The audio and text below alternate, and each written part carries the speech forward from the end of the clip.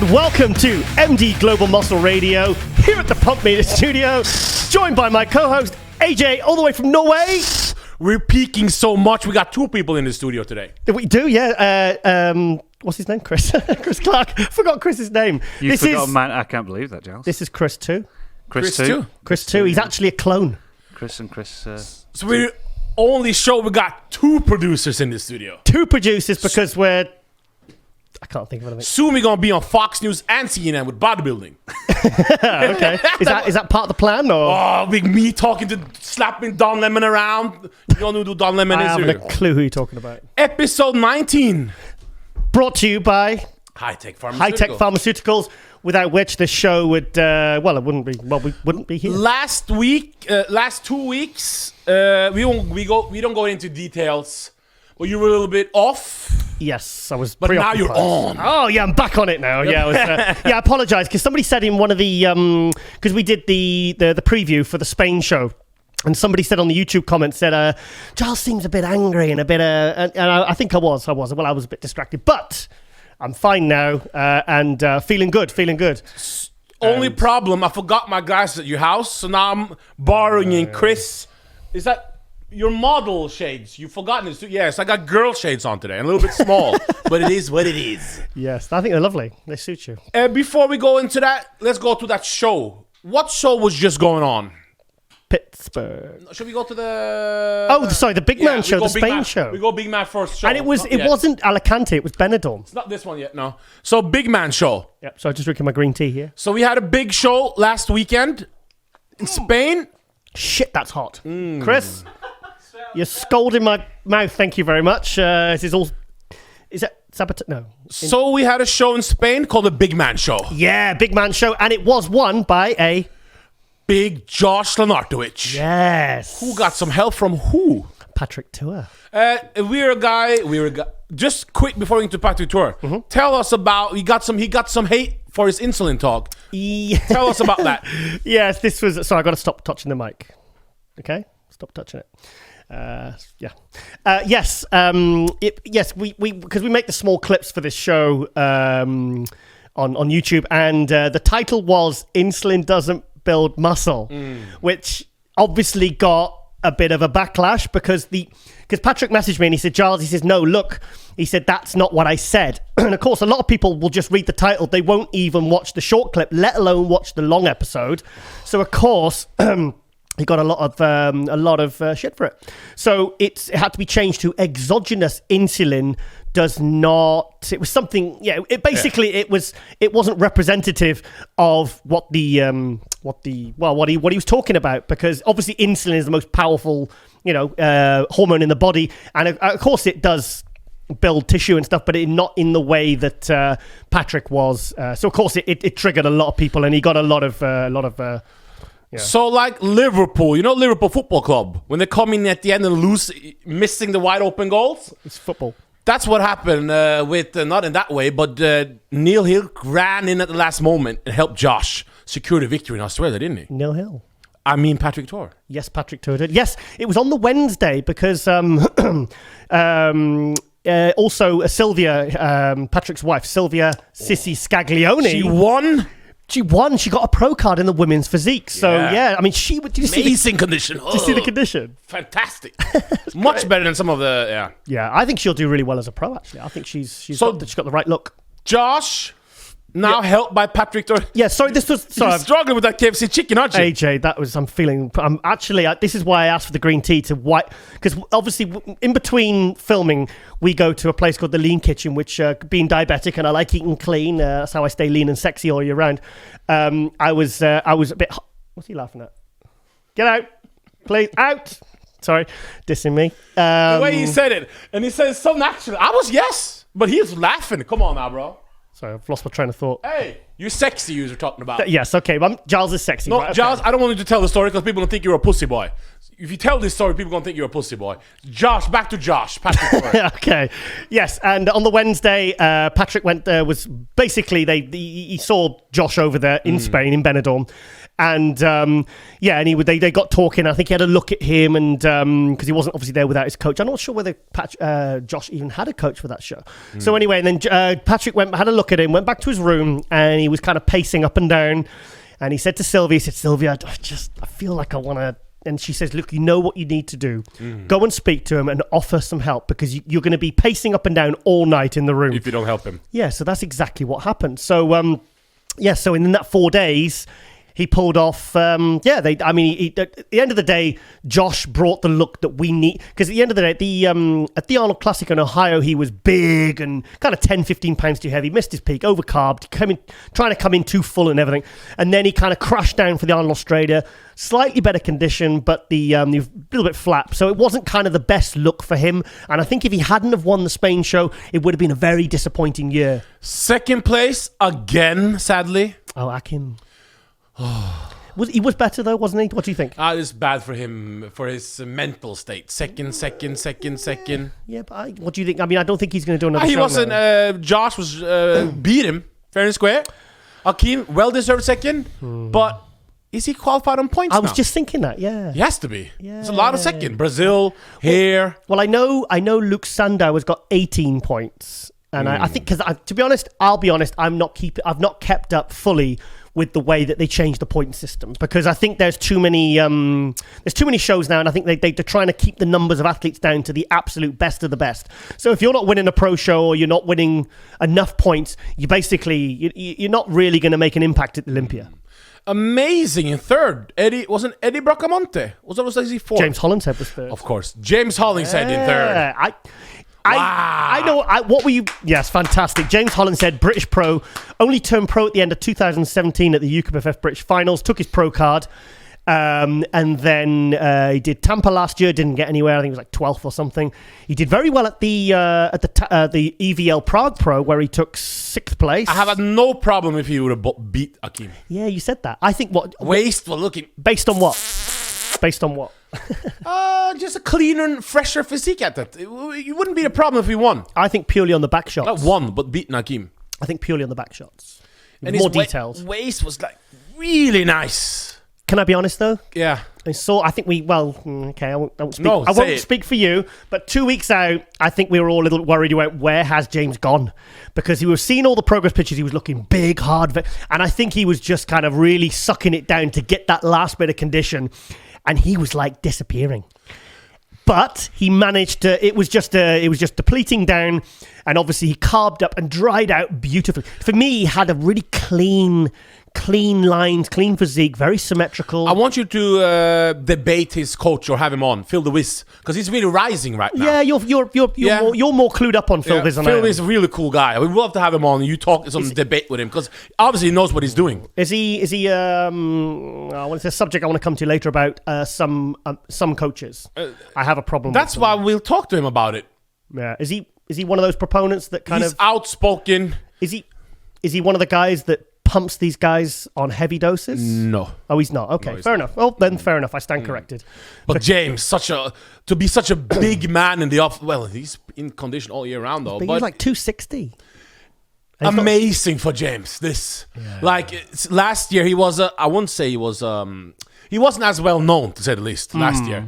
But this year, the drive, it's not about the Instagram following, but it's like his own YouTube. His gym is going excellent. He's got everybody says he's a great guy. I remember interviewing James backstage when he won the super heavyweights at the British Finals in 2014, and you can hear. Oh, it's disgusting. Sorry, pardon me. I'm. Oh, sorry. Yes. Sorry. Yeah, and this guy had a following. I'm not talking about social media following. No. This guy, you can just hear the people in the audience. He is loved. He is like, people love James. He's a really lovely guy. He's a really nice. He's a hard worker, and he's at King's Gym. Check it out in is it Croydon, I believe. It sounds like a real kind of like mecca of British bodybuilding now. Most surprising placing in the show, Eddie Bracamonte in fourth. Yeah, he's good, isn't he? Yeah, but I was not expecting that at all. Did you? Yeah, no. Well, we did our preview, and we didn't. I mean, I'm not that familiar with his physique anyway. So, but you were impressed. I've seen him. Yeah. I was very impressed by that package. Big guy. Very big guy. But we haven't heard nothing from him, so it was... well, I believe that Ron Harris has got him on Ronline. So, cool. so we're starting to... Hopefully, maybe we'll get him on the... Well, definitely get him on Turn Global Pro in Muscle. 2017. Oh, so it's recent then. Training with Sergio sometimes. Oliva. yeah. So that's good. Fifth place. Fifth place. Disappointment of the show. Oh, Andrea Presti. No, even worse. Come on, tell us. Your boy toy, Rafael Brandao. Oh, Rafi, yeah. Boy toy. You're hyping me so much, I know what's going on. Yes. Yeah, Rafael. Yeah, I thing is, he kind of peaked at the Arnold Brazil, and I hoped that he was just going to hold it, because I think he brought the kind of best package he could bring, but he's dipped off a little bit. He was like, the upper body looked a bit washed out. He was in good condition.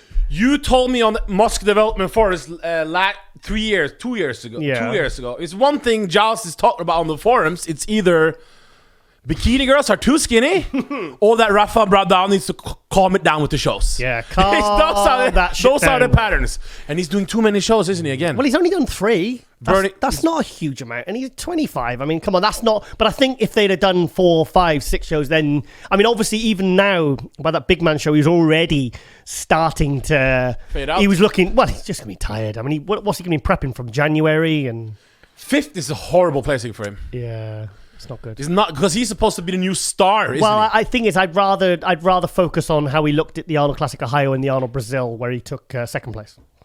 Still a horrible showing. Well, obviously that's the thing. The good thing is he's not doing any more shows, because what they did last year, he was starting to slip, and then they just kept pushing him, and he was just getting worse and worse and worse. I've seen that with Rowley. Sorry. I've seen that bloody KFC. I've seen that with Rowley. I've seen that with Yep.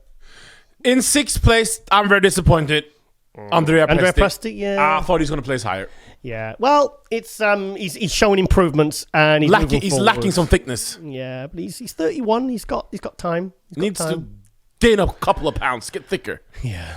He has to, unless he's going to be 6th place. Not a good finish. Yeah. Well, he's moving. He's moving up. I think he's moving up, and he seems hungry. And he's. I think. At the end of the day, it's all about progression. One thing, for sure, in IFBB now, it's a lot of good smaller shows. Yeah, it's a lot of interesting competitors. Yeah, I'm interested in this Lebanon show to see who turns up for that one. See if any whether we get like a Josh Lenartowicz with the big names that is looking to just qualify and looks amazing. Do you think Rami should do that one? Why doesn't he do that and Hello? Why doesn't he do Tampa and that one? I just do the Lebanon, be finished with it and win it. Yeah. I don't even think he's going to take out Dexter Jackson, by the way. Dexter looks good, doesn't he? Yeah. To be honest, I think the biggest question mark this year is over Rami. We got 2 big stories when we woke up yesterday. One is, you're okay, bro. Heart skipping beats. I'm actually getting heart palpitations from those 11 herbs and spices. For people at home, Josh just ate KFC for the first time in a year or 2 or 3 years. I haven't had it. I can't remember. 10 years. And he can't even sit properly in the chair now. 10 years. Yeah, 2 pieces of chicken, 3 pieces. 3 pieces of chicken and some fries. Anyway, moving on. 2 big news. The first one is the wellness division. Oh, yes. Yeah. So the IBB MPC just got the wellness division. Yes. That thing is, though, was that news to you? They just announced it on it. Yeah, but I saw that coming. You saw it? Yeah, but it's now it's official. Oh, okay. We talked about it's going to come. But I thought people were talking about it like it was a huge out of the blue thing, and I don't think. If somebody tell you you're going to win $1 million, but you're not happy until you have the money. Okay. Yeah. So here now it's official. Yeah. Okay. A lot of people are happy about it. A lot of competitors, girl competitors, that's too thick in the lower part for bikini are like really. Bianca, she's over the moon. Yeah. She was crying. She was crying. She was like, I'm in tears on our Instagram stories. No, so wellness is really obviously it's female bodybuilding first, figure second, female physique third. I don't like the way. Sorry, this is your order of what you. Yeah, so female bodybuilding obviously first. Yeah. Figure second, female physique third, wellness fourth. Yep. And bikini last, of course. Yeah. I to be honest, I've completely lost interest in bikini. Fitness for me. I'm not such a fan, bro. Do you think fitness will survive another 5 years? listen, fitness, it's good. But I can't really get behind the routine thing. It's hard if you got things. You haven't got a background in gymnastics or like really like some real like really top level dancer. You're screwed. Like I don't even pay attention to the physiques because I'm only really interested in the routines. Fitness is where do you rank him now in this? Thing is though. It is kind of like you at the Arnold or the Olympia. You will watch the fitness. You know those couple of those top girls. They are like it's like a bit of it's a bit of like I don't know. It's like something outside of the sport. I'd rather watch wellness than fitness. Yeah, but wellness is just What the thing is? No. No. Fitness is a spectacle. Fitness is entertaining. I know. I mean, in fairness, wellness is just front back. That's it. It's not that exciting to watch. It's not a dynamic. I put fitness under female physique, of course. Okay. Don't you? Hang on. Before. Under. What do you mean under? Well, before, afterwards, in front. Forget about it. No, fitness. Okay. Well, we got some diehard female physique fitness fans though. Betty on the forums is going crazy. Yeah? I just don't know. I probably always have its place because it is such a spectacle at the evening show. But after Oksana Grishna retired, it's not the same, is it? No, it's not. It's not. It's not. She was like the Ronnie Coleman of like Phil Heath at his peak. She was just so Iris Kyle. They were so Gillian Malakan and the women's physique so far ahead of the game. How many people are gonna jump ship from the elite now to come to the IBB Pro League and do the wellness now? Yeah. All them Brazilian girls. You've seen all them on whatever. I don't know who competes or who just looks good on Instagram. I don't know. I haven't followed it. But there's going to be a lot of like that Vivi Winkler girl. I mean, she's just... What did you do on your Instagram the other day? What did I do? You took away Vivi Winkler from your Instagram feed because it was too much ass for you. Such a snitch. I'll be honest. Like, I'm a heterosexual male. I'm in a relationship. Are you heterosexual? Yeah. The way you eat KFC chicken. Newsflash, I am heterosexual. And I'm in a relationship. And to be honest, if I scroll and I like to see variety, I like to get to know people's personalities, I like to see interesting things. But if literally it's just all arse, they're exercising and they're just zooming on the arse. Like literally the first couple of times I'm like, oh, that's visually stimulating. But by day 3, I am shit bored of it. I don't watch really hot girls on Instagram now. But it's also for what reason? Exactly. What are you gonna? You're not gonna.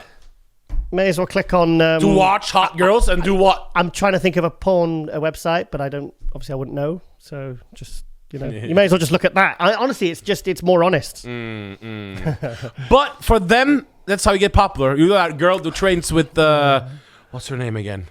He's the biggest thing around the world now. Vivi Winkler and that other girl. What's her girl? You train with Ole Christian. Oh, the one with the black eyes. They're way bigger than any female athlete right now in IVB in popularity. Oh well. But what do you mean popularity on Instagram? Oh.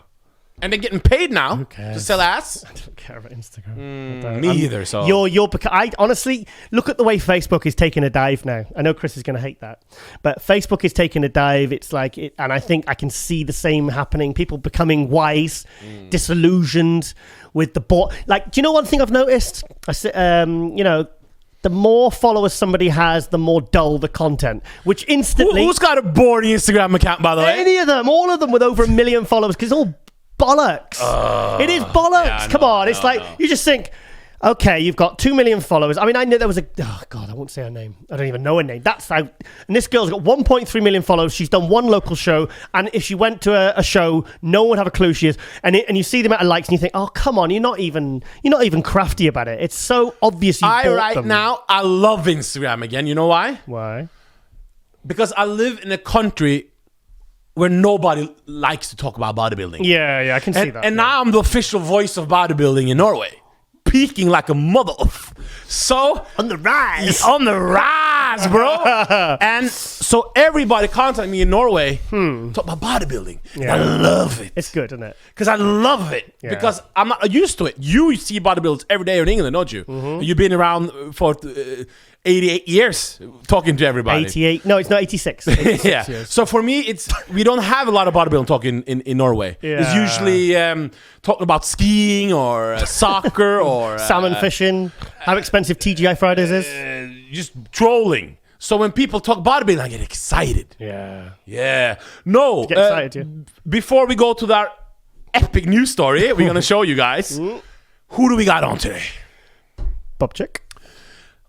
The voice of pro body, and he is the voice of pro bodybuilding. You know, I'm half. He's gonna be so good. I'm half black and half white. I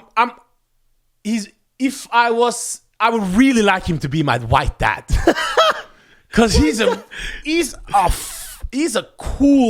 exactly the guy I like. Okay. Great dresser, tremendous swag. You know, when he was young, he was very good looking. Well, he's still good looking, but you remember when he was on the rise. Yeah. No, he was fantastic. Marketable look. If only Marvel films had been around then, he would have got a big. Great. You struggle. I'm fine, mate. I just. Are you okay? I don't feel too well from my. You're a soft ass guy, bro. Can you imagine if you I'm diabetic? If you go to war, Give me sympathy. you'll be struggling. Hey, don't hit me. I'm diabetic.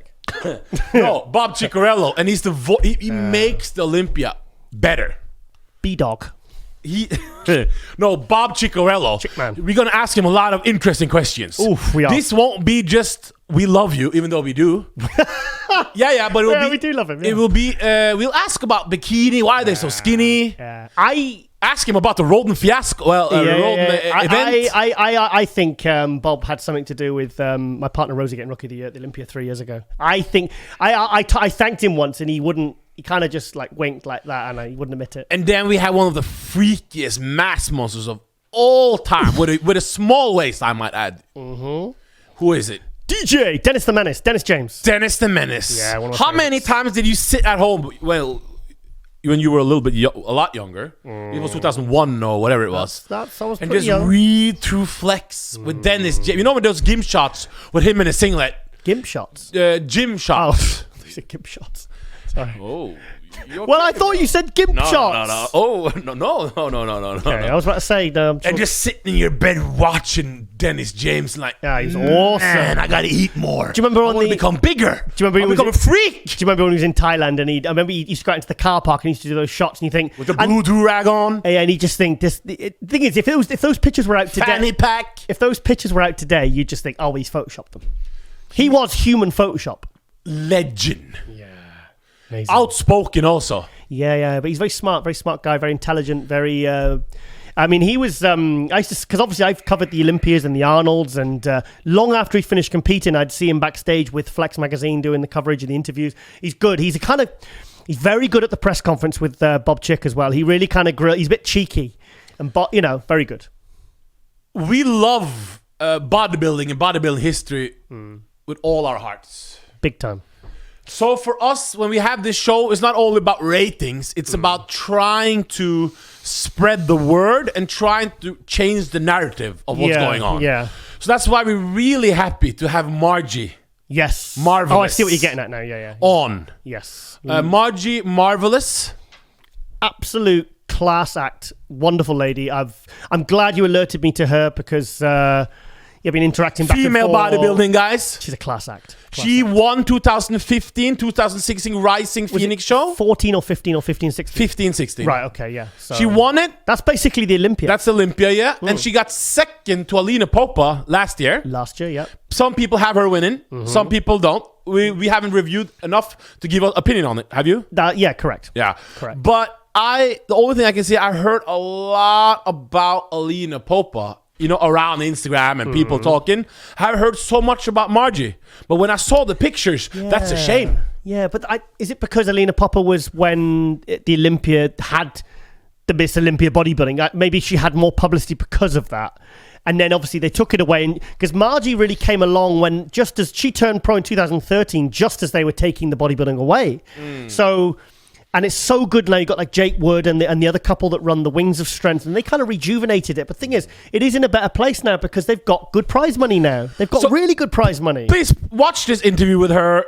Go into yourself. Each time you post on social media or on forums or to other people, stop this. They look like men. She doesn't look like a man. No, but like, ugh, it's disgusting. Show respect. Try to like see how great athletes they are. Yeah. And if you don't like it, don't say nothing at all. And do you know something about the female bodybuilders is the condition they get themselves into? If you look at some of the conditioning of some of the top male bodybuilders, and then look at the condition of the Wings of Strength the World Championships, their version of the Olympia. I tell you what, the conditioning, which is harder to get for a woman, is more consistent from the women. And wait till you see this, which is more impressive. Man, we almost, I don't want to use that word, but we were excited when she posed for us, weren't we? Yes, that's fair to say. Flex, No, it was like genuine, we were fanboying. Oh, the pecs and the quads and amazing. Very feminine woman, beautiful woman, good energy. Strong but confident, so lovely. Yeah, really, I'm glad. I think thing is with this show, I think it's good that we're reaching out to different demographics, not just the men's open and the legends and the... we've had 212 classics, men's physique. We're having women's physique, women's bodybuilding, and I think it's important. It's important, but also personalities and retired personalities like Bob Chick and Dennis James. It's about guys. So if you support female bodybuilding, don't just sit at home and support it. Not call NPC. Send letters to the NPC. Text them. Yeah. Do things on Instagram, social media. Let your word out there and try to get them back on the Olympia stage where they belong. I was just about to say, are you wanting to get it back on the Olympia stage? Oh, come on. Where do you think women's physique's going? Well, with the current champion not even able to do interviews, who knows? Yeah. You want to tell about that? No. You want to talk about it? No. You want to talk about it? No. Just say we have some bad experience with the... Well, this has happened in other categories as well. We've had a couple of people that haven't been able to make the interviews. When you've flown over from Norway, we've had to set things up, and this is why we have more than one guest now, isn't it? It's one of the reasons we did this. Because if we just had one guest like we did for the first 8 episodes, and then we get here and say a huge guest lets us down, we're screwed, because then you have to fly back over. It's disastrous. So it's better for us to have more guests, and then we can... we should play that song, I'll Be Missing You, with Puff Daddy. I'll be missing you. How's that again? Every move you, I'll be missing you. Yeah. That's to Juliana Malacarne. I wish you came back. Oh, do you love Juliana? That's what this sport needs now. I am such a Juliana fan. Oh. I love her. She's such a classy woman. I love her. She's... she's wonderful. I was gutted when she retired, but she said who are you rooting for? She just lost the fire. Natalia Coelho versus what's her name again? I forgot. The current. What's the current? Oh, Shanique. Who do you want to win, Natalia or Shanique? Grant. I think they're. But that's the top. I don't know. It's kind of they are the two best, really. Who's the? What? We gotta go. He's gotta have a longer episode. He was giving you the finger. Okay. We gotta go. We gotta have a longer episode because that video we're gonna show. Oh yeah, come on, get it up. Okay, no, wait, get it up. No, quick. We got just one second. What's better? Quick. Just one thing. Who won the Arnold Classic female physique in 2017? Beautiful from Brazil. The dark, light skin. Arnold female physique 2017, 18. What was her name again? I don't remember. Shanique. No, the Arnold Classic 2017 it was. Oh. Like a beautiful young girl, only done like a year competing. I don't remember. I can't think. Okay, before we go that last, also we have a quick guest, Kaiki. Yes. We have a men's physique guys today, guys. Yep, nice kid. He won Night of Champions just now, and I'm trying to brainwash Giles to support men's physique a little bit. Well, I've taken my interest from a 2 out of 10 to a 3.5 out of 10 now. So what do you rate the men's physique class now? 10 is the best? 3.5. You went from 2 to 3.5? Yeah, I've almost doubled my interest. Because of Kaiki? Yeah. Okay, so the big story of the weekend. Holy shit. Holy moly. Let's watch. Yes, okay. This is, are you sitting comfortably, everyone? And also, obviously, for the sake of the audio listeners, we'll take you through it. Yeah. And describe what we are watching. So we're watching the Pittsburgh Pro guest posting. Yeah. Who's this first? William Bonac. We're watching William Bonac. Yeah, William Bonac. This is at the Pittsburgh. This is Jim Mannion's. It's a pro show, amateur show. And what happened now, bro? And every single year, he has, he has the best of the best, doesn't he? Wow, sometimes he looks fantastic. Sometimes he has 8, sometimes he has 10 of the top best guest posers. So Pittsburgh Pro, it's a show. That's very good condition, That all the Manions hold every year. Yeah. All the big guys come out guest posting every year. It's a tradition. Yeah. So each year, we're watching. This is one of the biggest events in bodybuilding. before. Yeah, because it's very important. Plus, they bring them out on stage together, so we get to see who's looking how and who's improving and who's Bonak's really knuckling down. good. Bonak is probably that's what AJ. I would expect. He looks good. If he looks maybe 4 or 5 weeks out from a show, 6 weeks maybe. 10. 6 weeks. No, To make it proper. Olympia. no. You see, I think Neil Hill would be happy if William was looking like that 6 weeks out. He looks fantastic. Yeah, Doesn't he? very good. Do you think they diet for this? Do you think he dieted for that? Of course. No, but do you think he actually dieted, or that's just basically how he is right now? Probably last week he was a little bit. Just tighten his carbs up for a week or something? Yeah. I bet Neil would have said, look, you need to... It looks very good. Fresh, muscle popping. Yeah. But it's important. Waist look good. Thing is, AJ, it's important to represent yourself well. Obviously. When you're guest posing at these things. And he's putting a good routine together there as well. Nice routine. Let's go a little bit. Yeah, next move on. Dexter. 50 years... No, 48. How old is he? He's, I think he's 49, 50. I was actually not expecting him to be this good. Oh, he looks good, bro. No, he looks very good. He's doing Tampa, isn't he? Yeah, in August. So he's yeah. But then again, it's only May. But look at the leg size. Huh? Yeah, he looks good. He's not losing anything, really, is he? Nice, and then when he turns around, that's why we impressed him the most, isn't it? Yeah. We'd like him to see him do maybe a little bit more routine, but... Like Dexter. Dexter does the same kind of routine, doesn't he? But yeah. Dexter's been around since 1999. The Arnold... we're watching a legend. Arnold Classic 1999. We took 9th place. That was his first ever pro show. I remember seeing the pictures and saying, this guy's got potential. No, I did. We won't talk about the elevator story another time again, but you remember the elevator story? Dexter Jackson. Hamburgers. Wow, look at the back. Oh, yeah. Carving up on hamburgers. Look at his back. 48. Yeah. The freak. Rolly. Now, I will give him a pass on the baseball cap because that's his tilted. But look at those arms. It's just... Huh? If you ever Chris. want... AJ, focus. I would probably kill 10 people to look like that. If they told me you want to kill 10 people, I would do it instantly. That's it, of course. Probably kill maybe 3 or 4. Then do life in jail. At least have a year like that. Walk around in the malls. I think 10's excessive. 3 or 4 maybe. Look at those arms. Yeah, awesome. And he's still in really good condition. I think the waistline... Abs looking good. AJ, that's the kind of condition he was at the Arnold Classic in Ohio. He was better here than the Nepal show. In the what? Nepal, I guess. Yeah, and that was 2 weeks out. Yeah, that's right. Yeah, you're right. Yeah, that's a really good point. Yeah. Look at the shoulder. Oh, I missed the shoulder. Come on now, guys. Oh, yeah. Oh. AJ, we King Kong. King Kong. We need to calm down. We're getting a bit excitable here. But soon we're not going to get excited. Oh, we're getting excited again. Look at the lats. Excited again. Look at the lats. Fuck, can I swear? So 2019 Miss Olympia winner Brandon Curry. Let's go. Yeah. Awesome. Oh, that's not show. That's pointing at the crowd. Oh, Brandon. Oh, if I was there, I'd be shot. Tell you what. Thing is, he's back home at the moment as well, AJ. He's back home, so he's still... Because he messaged me and he said that the thing is just to not get fat. He says, I don't want to get fat before I go back to Q8 because I've only got to lose it. Okay. Let me see, gonna see Kamal. Okay, move a little bit more. There. Yeah. Yeah, not what I expected. This is not a good look. No, it's not. He's supposed to win the Olympia 212, isn't he? Yeah. Why would he come in? What is this? What don't know, because he said to me... There's no tan on, bro. Listen, he said to me, I went to see him in October when he was come back from America, because he tore his calf. If you look, he tore his, I think it was left, I forget which calf it was now, but you can probably see the swelling. But he said he was going to start prepping in January. Yeah, how's that possible? Has he been prepping since January, bro? Seriously? I don't think he has, is he? It's like... Well, a short routine. Well, yeah. No, nice he showed up, though. I mean, the tan... No, I would... Well, it is what it is. Let it play. Let's let it play. Here comes Mr. Olympia. This is our current Mr. Olympia. AJ, take your glasses off, please. I got to keep them on. Right. Who's going first? Come on. You can go first. No, I'm in shock, actually. I mean, I'll be honest. I've only seen a couple of pictures. This is the first time I've actually seen the video. I think it's not a good look, is it, mate? It's not good. It's not good. Why? First, listen. I'll be honest, right?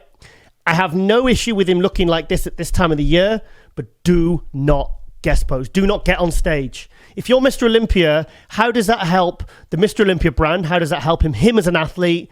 I mean, look. Oh, come on. That's the worst guest posing I think I've ever seen from a Mr. Olympia ever. You see, when Dorian Yates, Dorian Yates, Jay Cutler, Ronnie Coleman, they were 310 pounds in better condition than that, but they had the mass. I mean, Pause it there. Pause it. Just pause it. Okay, here's the thing. You can do... Okay. Dead air. Oh, it's bad, bro. It's not good, is it? This is... Okay. People say... It doesn't matter how you look here. Correct? Yeah. You don't win here. I mean, people are saying, obviously Brandon looks better than Sean here. And I'm sure Sean is going to look great come Olympia time. That's not the point. It's not the point. He shouldn't have got on stage. He should have said to Jim Mannion, look, Jim, I'm really not ready. Can I just come on in a tailored suit and open the show, get on the mic, interview the other guys, You think he's forced to be there, maybe? Yeah, but you can't force someone. He's still getting up there of his own free will. He did not look comfortable posting up there. Oh, come on. Well, doesn't look good. I just don't understand how that helps anyone. That doesn't help. I mean, he doesn't just look bad, he looks terrible. When you woke up on Sunday and you saw the pictures, what was your first reaction? I thought, I've got better abs than Mr. Olympia. What was your first reaction other than that? Horror. Horror. Fucking horror, mate. No, but seriously. No, I'm being serious. That is not good. I know, it's... It's just like he should have said, look, I really, really am not in condition. Okay, so let's be the devil, devil advocate, pull a whatever you call sickie. it. Pull a sickie. Now I'm Sean Roden. Now I'm a Roden fanboy. I'm a Phil Heath fanboy. But let's just say all of a sudden I became a Sean Roden fanboy. Yeah. Okay, now we're going to argue I'm a Sean Roden fanboy. It doesn't matter how he looks. The show is not won there. Yep. He'll be in condition in September. Yep. That's it. He's letting his body rest. He's doing a Kevin Leroney. Well, Kevin Leroney never guest posed when he wasn't, unless he was 6 weeks out from a show, because he knew he wouldn't represent himself well enough. And that is not representing... So what do you say to those things? AJ, that is not representing Sean Roden. That's not representing the Pro League. That's not representing the Mr. Olympia title. Correct. Well, I'm a Roden fan now. So. And I love Sean Roden's physique. I thought he looked fantastic at the Olympia last year. But this... I'm almost at a loss for words. That is just... Just press play because we can talk while they come out. For me, the thing is... shouldn't have gone on stage. I knew Roden did not look impressive yet because we've seen him, you know? And the train and the shoes. Oh, Curry. Look at Curry. AJ, and the baseball cap. Look at Dexter from the back killing You're not it. listening. Look now, he doesn't even pose. What is this? He just stands there. I mean, it's just... Look now. He just stands there. He doesn't even pose. I mean, Brandon Curry smoking them all. AJ. Well, look, he's leaving. Well, wouldn't you? He's not even shaved. Come on. No, the problem... Look here now. This is not good, bro. He just walks around. It's just... Okay, so the problem I have... Don't guest pose if you're looking that bad. Do not do it. It is not going to help you. And I know they're not probably paid to be there because it's like, it's part of, everyone knows if you're one of the top guys and you get asked to guest pose at the Pittsburgh, that is what you do. But that's just not good. The only thing is, like, when you are Mr. Olympia, everybody watches you. Yeah. For me, it's not the big of a deal if he's not in shape. It is what it is, because we know that's not his thing, correct? Yeah. He likes to rest his body and peak when it's game time. Why the... Okay, listen. How many bodybuilders have lost their hair? 50%, 60%? Yeah. Sean Roden has a beautiful full head of hair. And he's got a cap on. It's just horrible. Why would you... Chris... You're like Fabio over there. If you had a beautiful full head of hair, would you hide it underneath the cap? If I did, well, no, you haven't. But like, would you hide it underneath the cap? No. Why can't you just go to the barber and cut it? That's laziness. The shoes. What the? Why would you put on Atomics? Is a great brand. I love them. I love them. Atomics, if you're listening, please send me. I'll wear them on the show every day. He's wearing shoes. He's wearing shoes He's on wearing stage. Atomics trainers on stage. In some classic men's physique shorts. And the beard. Oh, have a shave. Are you telling me if you come on the show now, he's rolled up. Shave, I go to a barber and spend $20 on $40 on it. He can't, as Miss Olympia, shave? And there's, I don't understand this, John. I know, I'm baffled. I just think it's really... What would Lee Haney do? Oh, God. What would any of them do? No, but because the point is, and this is a big show and you're on stage with your peers. We don't say this to hate. We love... I really think Sean Roden is a really good man. Yep. I don't think he likes to do interviews. No. I think he's a family man. He has a beautiful wife and daughter. Yep. I've seen his videos with his family. Tremendous dad. Really a good guy. And he's not as exciting as a Sakan or as whoever. You know, he doesn't have that personality, you know? I don't blame him for that. It is what it is. Yeah. But this is the ultimate no. I've never seen after a year of no really. I've never seen it even right back to the 80s. Like I said, if that's how he's looking at this point in time, that's fine, because I'm sure he does it every year, like Kevin Levrone. Kevin Levrone in the off-season would go to my size. He would look like an athletic guy. 10, 12 weeks later, he'd turn up 250 shredded. And bro, don't get on stage looking like that. And this is our game over. And this is our first Jamaican Mr. Olympia champion, bro. Well, you'll have to get behind Nathan Diasha then for the next one. Nathan, please, for the love of God, rise.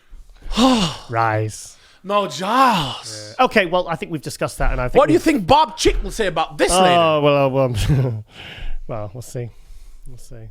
We got so many people today, so we got to go to our shout-outs. Yeah, we've got to do our shout-outs and cut it teeny little bit shorter. Yeah, because we got a lot of things to talk about. We got a lot of people in our... Let's go to... let's go to the other guy first. Oh, Gregory. So that's my good guy. Yeah. He's one of the guys that really got the eye on the... IFBB, go up to people and see his Instagram handle there. This is Gregory Ulisse. How do you say he it? He messaged me a bit, actually. He's a nice guy. Yeah, I like him. IFBB Pro. That's very important. Yeah. Go down, scroll down on him. That's him on the left there. Go down so we can see his physique. He's in great shape. Go down, go down, go down. There's with Lunsford. Ian Valier. George press that one. Yeah, press that one with his back. Derek so this is his back. Isn't it? What do you guys think? What is he, a party or something? He's a party, looking better than the guys guest posting today. Oh, that's Khalid, the guy who did the classic. Khalid. He's got the eye on the sport. He's really knowledgeable. Yeah. He loves wrestling, by the way. That's how you get to my heart if you love wrestling and bodybuilding. Going down very fast. You're going very fast there, bro. We got a rookie today on the show. Slow down. Rookie. Who's there on the left? Is that like big? Look how big. Go to Akeem there. Akeem's Press a monster. There. Look at Akeem. Oh, hey, Gregory, you need to start upping your protein intake, bro. You can't look like dwarf like this, bro. The beast. Look at the arms to Akeem there. It's just, And Gregory loves female bodybuilding too. Oh, cool. Yes, we talk female bodybuilding all the time. He said his favorite female bodybuilder... Sergio. Oh, Sergio Sergio. Ahmad Arash. Sergio, very nice dressed. Who's this? Who's this? Who's this? What's her name? Calm down. Press her. Yeah. Cass Martin. Cass Martin. Press that name. Let me see who that is. Microphone. Ooh-wee. Okay, go back. It's not about her now. It's enough Instagram girls. Yeah, sick of them. Oh, yeah. Sick of them. Gregory, man, that's a good guy. Yeah. And he watched the show. Yeah, so, always supports us. This is a really good guy. Man with good heart. And our last shout-out, we have a final shout-out. My other shout-out is my guy. Domlu. Wait, let's see his other pictures first. Yeah. So this guy just competed. He watched the show. We love having young people watch our show. Nabba Wales. Don't you feel young? We got a lot of young people watching us. Do you want to hear a Nabba Wales story? Yeah. My car caught on fire when I was driving to Nabba Wales in 1997. What did you do? Well, there's people beeping and they were going like that, and I was going, fuck off. I thought they were like trolling us. And it turned out, it goes, your car's on fire. So this is a fascinating story. So this is a Welsh competitor. He just competed. Let's see someone go up. Yep. Let's see his all the way up. Up, that's down. Oh, come on. Where did you get this guy from, bro? Is he? Okay, go to the right. Go to the right. Go down. Then the middle. Yeah. So he just competed. Yeah. Obviously, he's a young guy. Yeah. He's not fully like his potential. What can he work on, Giles? He's only 21, I think, or 20, or whatever it is. Just the thing is, he's got a good shape. Just needs to keep training, doing heavy. He messaged me, he said, "What do you think I need to work on?" I said, "What about the legs?" And I said, "Yeah, just get heavy squatting and just get the eye of the tiger and just get under that." He bar has the eye of the tiger and just get at training hard. It's just a progression. That's all. So he's the Welsh. He's gonna be the new Flex Lewis, maybe, huh? Yeah, we saw him on Saturday. Yeah, he said he said he didn't have money to pay for your video. Oh. So he's gonna save money. He's gonna do some gay for pay and then collect the money and then come. No. He has bought. He's on the list. Has he bought? That's a good guy. Can't you give him? Okay, Chris, I'm gonna put you on the spot. Can you give him a 10% discount? Hell no. Oh man, he can give him 20. Okay, so he posted the Instagram post for me. I haven't watched it yet. Yep. He said he has a surprise for me. Oh, he's got a surprise. Press it. What could it be? What can it be? I have no knowledge of this. What's that? It's like bloody Blair Witch. Oh. So after yesterday, Jamaican accent. you know, very happy with the result. Guy came first. Can we hear this? Can we hear this? Can people hear it? But yeah, posing routine. Oh, okay. I loved. Good lad. Doomsday by Accident. So what's the message here? Trying to think what song I can go with next. He's talking about songs here. And then it hit me. You know, my favourite song, which really, you know. Oh, he's singing Backstreet, bro. Oh, great. Oh, look. Is he gonna I love sing? the way the music's kind of blended in. That's cool. You are Go on, son! Come on, bro. Go on, bro!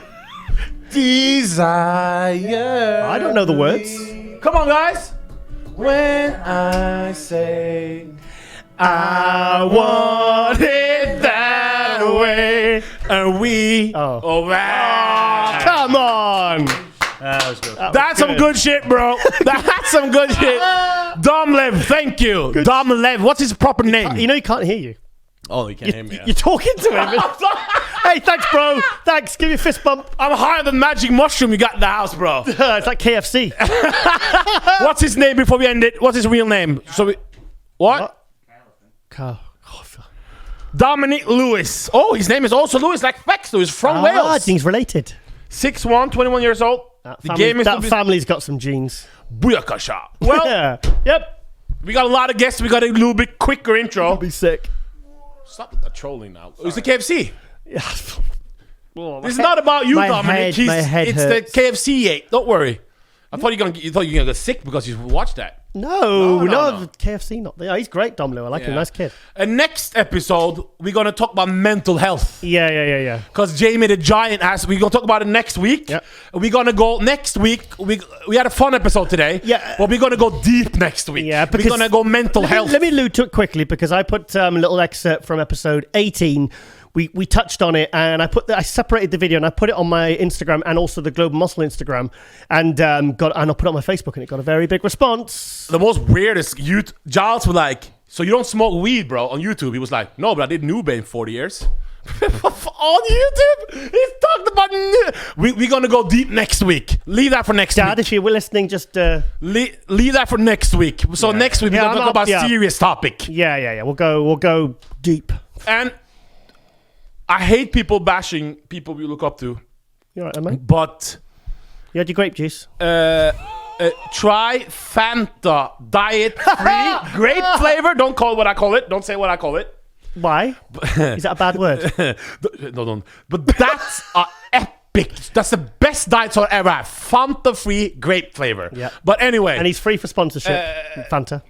Just Just like Jaguar cars and Amiga watches, I am available for sponsorship. And I'm happy to drive your cars and wear your watches. But back to see it to end it. I don't ever want to be the guy on here dissing bodybuilders because No. we love them. AJ, come But on. the Sean Roldan thing, it hurts my soul seeing a Mr. Olympia represent like that. Same here. And we love Sean Roldan. Is he okay? We No. I mean, I don't mean that like as in like a diss. I mean it genuinely. Is he all right? Is he in a good place? Because like usually, I'm serious. Is he okay? I mean, I don't know. Maybe the thing is, is it heavy wears the crown and all that? You know, heavy is. we just love the sport so much. We just want representatives that the kids that are 10 years old now gonna watch and get inspired to start pumping. And you don't get inspired by that, bro. Yeah. The old nickname was lightweight, baby. Now it's a new phrase people say in the streets. You know what it is? A new thing in the gym industry because I train with young guys. Yeah. It's let's go. That's the new thing. Oh, I don't like that. You don't like it? No, Let's go. I can't. That sounds really. You heard it, haven't you? Like, Shit. let's go. It means let's bring it. No. No. Let's go. Oh. You don't like it, Chris. Giles says let's no. go. Sorry. I like it. Okay. Thank to our new guest producer. What's your name again? Shane. Bob. Shane. It's Bob. No, it's Shane, ain't it? Shane, there's a guy from Boyzone. Have you heard about? Okay, forget about it. Anyway, thank you. Episode 19. Yeah, big thank you there to High Tech. That was our intro. It's not finished. Intro. Big thank you there to High Tech Pharmaceuticals, of which this show would not be possible. Thank you to Pump Media. Thank you to all our fantastic guests who were reliable, were on time, and gave us their very, very best. Yeah. So, yes, I hope you enjoy this episode, and we are out.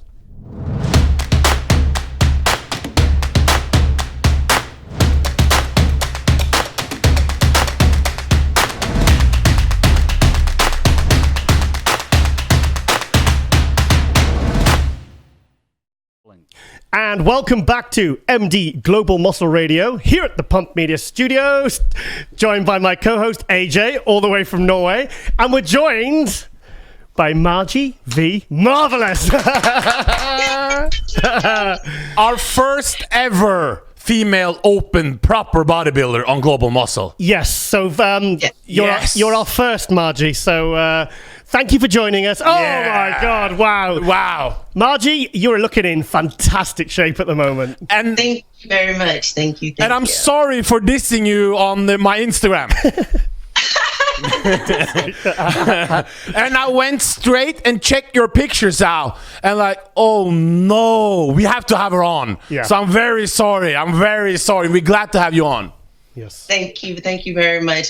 You know what? It's no shame. It's just, it's all about networking and trying to get your face out there. But, you won't know until someone says, hey, that's not right. And, check you on the spot. So, Yeah. So tell us more about you. Tell the audience more about yourself. Well, like I said, I'm pretty still young in bodybuilding. I started professionally in 2013. That's when I got my pro card at the USA's when I won the overall. So before then, it was very, very amateur. I was in the military. And so that's when I kind of started, working that angle. I was just like this little fat girl, this little chubby girl that loved lifting weights. So as Marines, that's just what we did. You lift weights, you go run, and then you eat like crap. So you never learn all those type of things that, that makes bodybuilding. And then so when I came back to the States and I got serious about it, it just took off from there. And here we are right now. I'm a little bit under 4 weeks out from the Toronto Pro. Oh, wow. And I'm really excited about that. Yeah. Oh, of course, because the Toronto is I think it's with Romania, it's the only pro show that has every single pro class. Puerto Rico too, I think. Oh, damn. But you are the 2015. Chicago as well. I'm not sure if Chicago and Tampa. Mm-hmm. Well, so I think we have bodybuilding on those as well. You forgot to mention you're the 2015 and 2016 Rising Phoenix overall. What's it called? Open winner. How do you say it? Rising Phoenix. You say you kind of call it. You say it's the World Championship. World Championship. Yeah. World Champion, yeah. So you forgot to mention that. Well, you know what? You're only as good as your last competition, so I don't want to talk about the past. I'm more focused on my future. I mean, essentially, you're a two-time Miss Olympia, really. Yeah. That's how we see it. That's how we see it. Thank you. Yes. Yeah. I try to stay humble. I try to stay in, what are you doing right now? Because if you rest on your laurels about what you did in the past, you'll never improve. You never improve upon the physique that you have if you keep, focusing on, what you did before. So because it's a new, right? Yeah. It's a new prep. It's a new competition. It's everything's clean slate. Yeah. So if you came in and you turned pro at 2013 at the USA's, that was kind of when the female bodybuilding side, like at the Olympia, was being removed. It's kind of like a bit of a strange time to come into the sport. What was that like coming into the sport with the future of women's bodybuilding very uncertain? Can I curse? You can. Yes. Oh, that shit was heartbreaking. Yeah. That was it was like so right. So I got my pro card in 2013, and then of course I went to the Olympia that year, and then I saw Iris Kyle and Alina Popa and all of them, and my homegirl Juanita Bueno, and so I was really excited. Like, oh man, this is gonna be this is totally possible. I'm gonna do it, and then so the next year I qualified, and then so I qualified and I got in there with those girls and I got to see what they really look like and everything. I got to stand next to Iris and got to see all the rest of them. And I was like, okay, I can do this. And then that's when you say that Iris was like, okay, this is my last, show. And then they discontinued bodybuilding. So it was heart crushing. That shit was like, because now I think that there was a lot more femininity coming back into women's bodybuilding with Alana Ship. A lot of people was really trying to bring in that back to bodybuilding, and then they just kind of, nixed it out on the Olympia.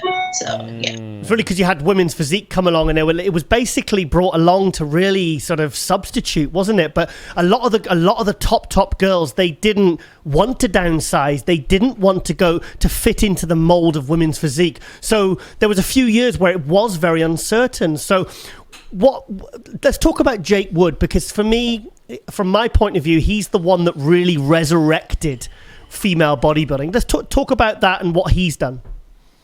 Well, yeah, definitely. I don't want to just dismiss Crystal Wood and her partnership in, the Wings of Strength, because her and Brian really helped bring the girls together and really try to make sure that the Wings of Strength is this big, huge corporation that it is today. Right. I don't want to take away from that, from them, from being the ground up people as well. I'm really familiar with Jake Wood, but I'm not aware of those two people, so apologies to them. One question: when they took away the Miss Olympia from the Mr. Olympia contest, what were your reaction? How were your girls feeling about this? How was the feeling amongst the girls doing this? A lot of them quit, right? So a lot of them quit. And I remember talking to one of my friends, well, not one of my friends, but another female bodybuilder who just got her pro card, Shannon Courtney. And she was like, well, she was not going to do bodybuilding anymore. And I was like, well, that's not the reason why I did bodybuilding. I did bodybuilding to be a bodybuilder, not to worry about, a competition. So I wanted to look like this. This is my purpose. Okay. So whatever everybody else did, if they quit, then it wasn't meant for them in the first place. Okay. And what can I say? Sorry. No, that's okay. How do you view when you're not so much in the mainstream bodybuilding media, you girls, you're not we at Global Muscle, we wanted, I wanted for many years. No. In fairness to AJ, he was because I'm actually, my fiance is a women's physique pro. She's won pro shows and she got Rookie of the Year at the Olympia. So I'm on the female bodybuilding train, really. It's like I'm all for it, Because I'm new in reporting, and I went to Romania and I saw the female girls, the open class, for the first time live, and to me it was as impressive as the men, and more and as impressive as the 212 guys also. So how do you feel when you're not being represented in the media, in the bodybuilding media? We don't see nothing of you. I think it's a shame. What do you think about it? I think it's just it's a sexualized type of environment, and the thing is that unfortunately, it's one of those things in the mainstream where bikini is a very, glamorous look. And bodybuilding is not. Bodybuilding is fucking hardcore. And the thing is that a lot of us can bring glam to bodybuilding, but overall men don't want to fuck it. So, it's just, if they don't want it, then they're not going to put it in the limelight. And that's just how it is, Well, you got a lot of that's not true. Be careful. Because I've seen No. It's not about that. But you got a lot of men that follow you girls though. And they're very dedicated. You got a lot of So that's not a lot of they do. They follow, they don't support. So the thing is that when it comes to it, like, you need to buy some tickets to get to these shows and everything else. It's not like I'm just sitting around waiting 1 year to do one show and then you show up and then thank you for your support. I'm doing shows throughout the season, and so are these other females. So go and buy a ticket and show up for us, or ask the promoters, why aren't they having female bodybuilding in their shows? if it doesn't get the squeaky wheel gets the grease, right? But the good thing is, I mean, let's put all that kind of the Olympia thing in the past. But now, the prize money and they're giving away the truck and all that. It's actually the female bodybuilders now financially in the main contest are actually doing better than ever. So obviously there's a market for it. And obviously there is support for it. So I do. And like you said, when we're taking it back to Jake Wood, being able to front the funds to make sure that it's something that is, that we want to strive for, it's just basically all him. Now, I'm not sure about the turnaround when it comes to the revenue that it makes. I'm not sure about that just yet. I'm not sure if it's on that Arnold, Olympia level yet. But, as time progresses, we hope that it does. But I'm not sure. I can't look at the taxes, and I don't have the receipts for that. So how do we promote female bodybuilding in a better light now that it's not at the Olympia? Because the thing is, I've got a funny feeling. I honestly believe that the female bodybuilding will come back to the Olympia. Do you know anything about that Wings No, of I Strength? do. I've got a feeling. Sponsoring the Olympia. Do you have any inside information for us about that part? Honestly, I really try to stay as non-political as possible. I don't know more than you guys do. I swear. So when it happens, when you hear it, I'm surprised too. I don't try to be in anyone's ear. I don't try to be in anyone's face. I'm in the gym, and then I'm on my Instagram, and that's it. It's funny. 6-7 years ago, I think they thought, right, okay, we'll do away with female bodybuilding. We'll bring in women's physique, and everything will be great again. But women's physique is doing great. It's doing well, but I don't think it's grown as big and as fast as they expected. Now, of course, you've got like the Wings of Strength, and they're coming back, and the shows. I mean, competitors like yourself, the caliber is fantastic. Some of the quality, I've seen some of the shows like from Romania, and the quality compared people like yourself. Just look, you can see. I know, I can see. It's amazing. I love it. Hey, I'm on the female bodybuilding train. I love it. I think it's fantastic. Other than bodybuilding, what do you do outside of bodybuilding? You look like a strong woman. What do you do? Well, right now, I do want to get back to that, but okay. One thing I want to say, just about on a competitive level, if it really wasn't for women's physique competitors, I don't think that you would see the women's bodybuilders bringing such a different and beautiful shape. I think women's bodybuilding has brought in more conditioning and better shape on those other, those regular, non-big shows because of those women physique competitors that are just so sharp and so shredded. Can lose a little bit of muscle to get that conditioning. So just to, attribute to the women's physique competitors bringing that sharpness that makes everyone a better competitor. So, because, like they used to just be like these soft women or soft men, bodybuilders used to come in real soft too. So you see, it's funny. 2 or 3 years ago, I actually thought that women's physique was the girls were starting to get bigger, and I thought, oh, this is just going to literally go back. It's like they've just rewound it 20 years, and eventually it'll just end up exactly where it was. Because I remember when Shanique Grant won the Chicago, and I could see at a very young age she was already being rewarded for coming in bigger. And then obviously last year she came at the Olympia, a lot smaller, a lot more refined, and I feel like the benchmark has now kind of been set. The standard has been set. But the female bodybuilding now, I mean, it's so great to see people like yourself coming through. Monique, I mean, I've seen pictures of like Monique Jones. We'd love to get her on. And it's great to see these new faces, because for many years, I think one of the reasons female bodybuilding did kind of fall by the wayside, because it was those 6 main girls, and they were so far ahead of the pack. They were winning every, I had Alina Popper. I saw Iris Kyle at the 2010 Olympia, and it was like when Ronnie Cohn walked out. Lights out. I was like, whoa, this is like a combination of like a female version of Flex Wheeler, Ronnie. She was so unbeatable in my eyes. I remember taking photos and Yaxini and and it was like, but it seemed like there was them and then there was everybody else, and they couldn't compete.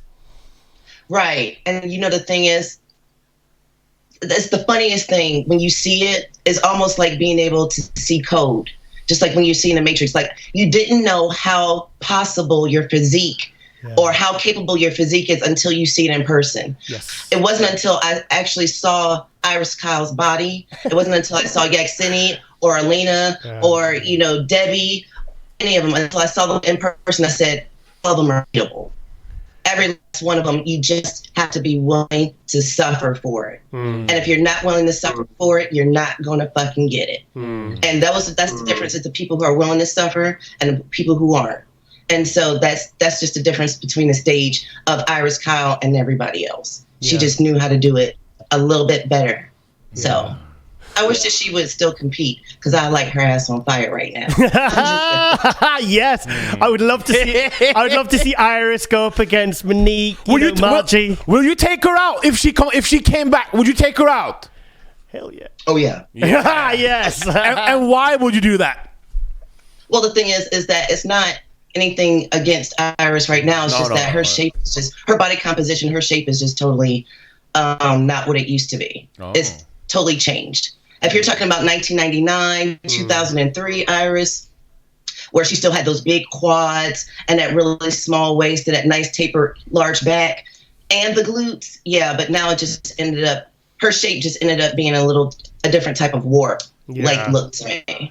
So aside from your own shape, what kind of look do you like for female body? Because I like Sheila Black.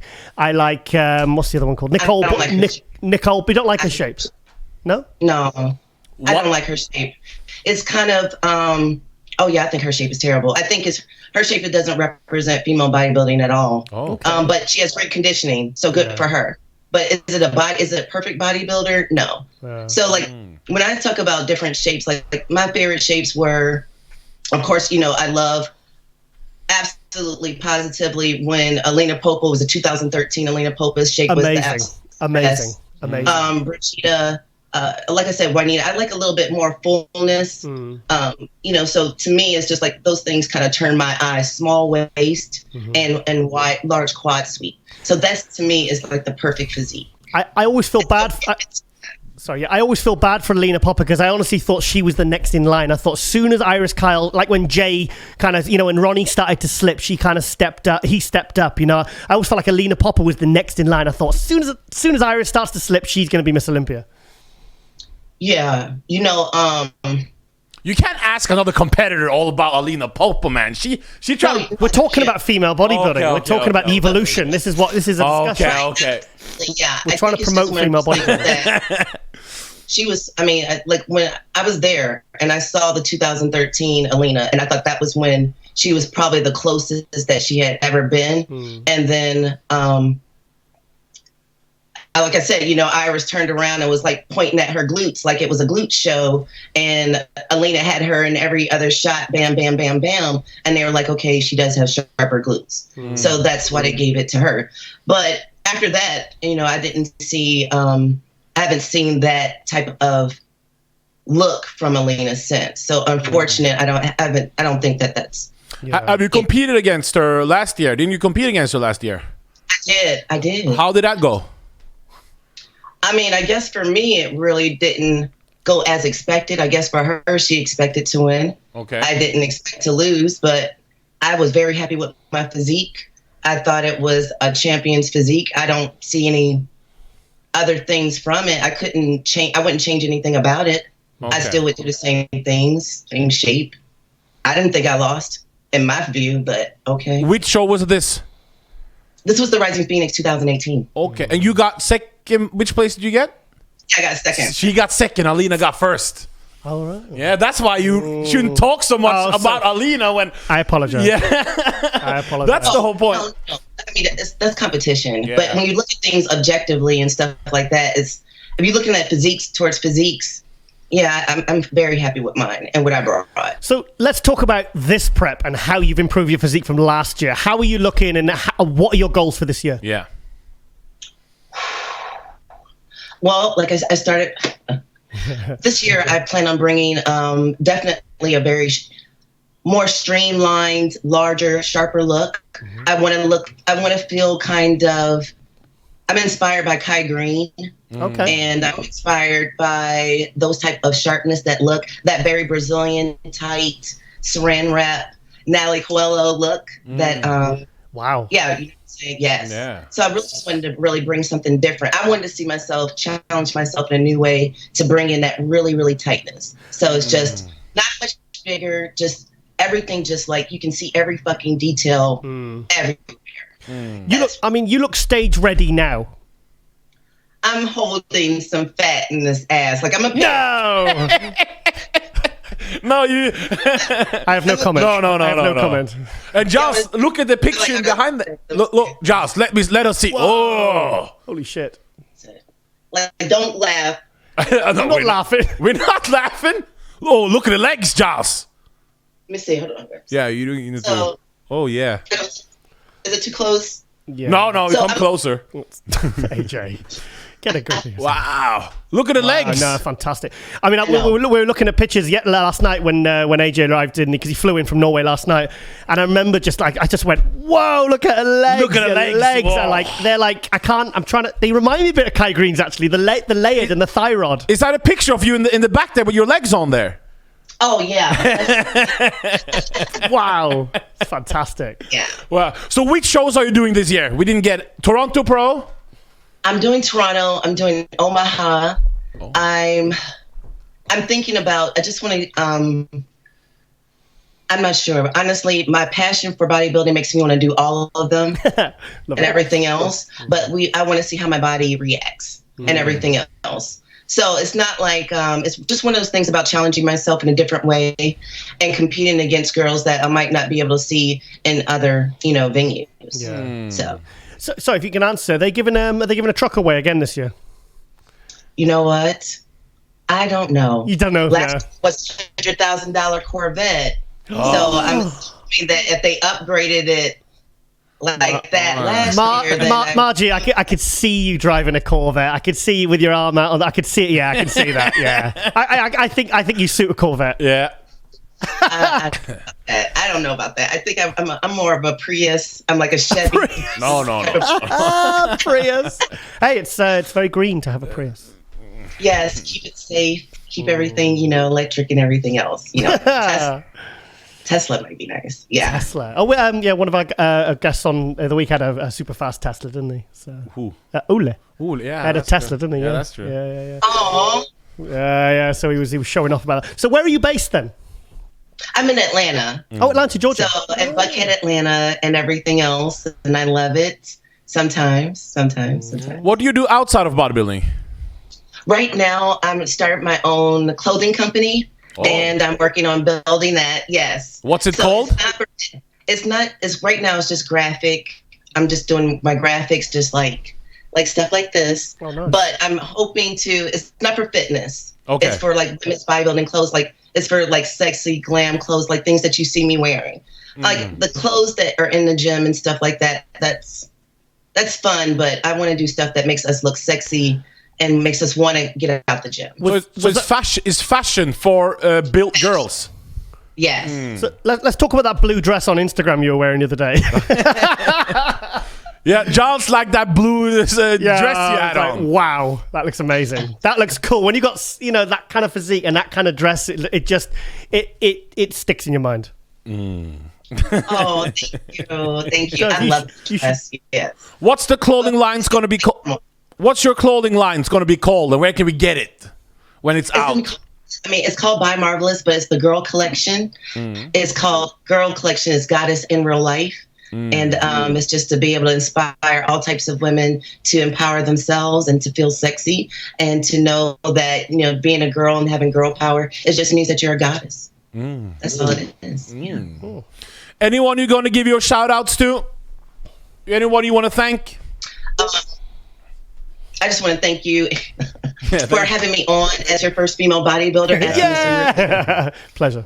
Difficult questions, and I really, really appreciate us, giving me this platform. Thank you for all my friends and my family. Alex, I love you, and that's it.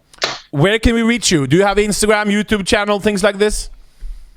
Please reach me on Marvelous V if you want. I don't have a Snapchat because I don't have that much time in my day. But if you ever had any questions about female bodybuilding that were non-sexual or worshipy, please DM me. I love it. Giles, don't text her worship her, okay? No, but we need to stop the bikini movement and get the female bodybuilding movement up in the streets, Giles. They've got some meat on them. It's true. Yes. True. No. It's not about stopping the bikini movement. It's about being inclusive all. We need to be, including all, because there are guys that think those bikini girls look like men. So it's just all of us. Yes, right? They're crazy, right? I know. But it's just we need to be all inclusive. If you're going to be, up for one, you need to be up for all of us. Yeah. So, just like with the men's physique, that's bikini, and then you have the men's bodybuilding. They're all included, and so why can't we? So. Well, we're happy to have you on as our first female open bodybuilder guest. You're, as they say, you're very, what can we say? Feminine, youthful looking, great athlete. And can you end it with some Can we get some muscle shots before we end it? Oh my God! Look at this, Joss. And can we get a last of? That's a Kai Green peak. That. Can we get your legs one last? Look at this. Can we get your legs when we go out? You've even got Chris up. Look at Joss. Chris, look at this. Wow. Oh, wow! Fantastic! Wow! Thanks for being on. Amazing. Yeah, that was a great first guest. I really appreciate you taking the time, Margie, and. Yeah, we're rooting for you now, and we'll keep it on Instagram. And send us updates videos. We're promoting all our social networks. We'll put it in the intros, in our show intros. I sure will. Thank you guys so much. I appreciate it. All right, Margie, have a wonderful day, and good luck with everything in the future. Okay, bye. Thank you. Bye-bye. AJ, get your shades on. Chris. Wow. Huh? Wow. Now you see why I like female bodybuilding, and I don't really necessarily mess so much with bikini, bro. Look at this. That's an athlete. We got to say it here. She looks better than Lena Popo, bro. As an athlete. Yeah. No, we're biased. Did you see the arms? Microphone. Did you see the legs? Yeah, she's amazing. And how can I put this? Yes, she's beautiful. She's wonderful. Love her. Absolutely. I'm a real. I've seen a bit of when we had a look through Instagram, and I thought, oh yeah, she looks good, but she's I'm trying to skirt around the subject here. She's very feminine, which my partner and stuff. It's like it is important, I think, with female bodybuilding, female muscle. Ask about one thing I forgot to ask about. If they care about, should they reward?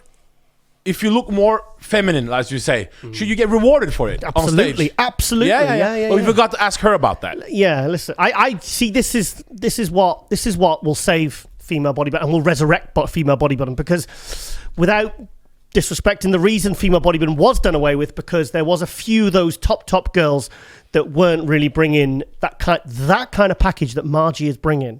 She's feminine. She's got muscle. She's got condition. She's a very, very impressive woman. She's made a fan out of me now. Absolutely 100%. Yeah, amazing.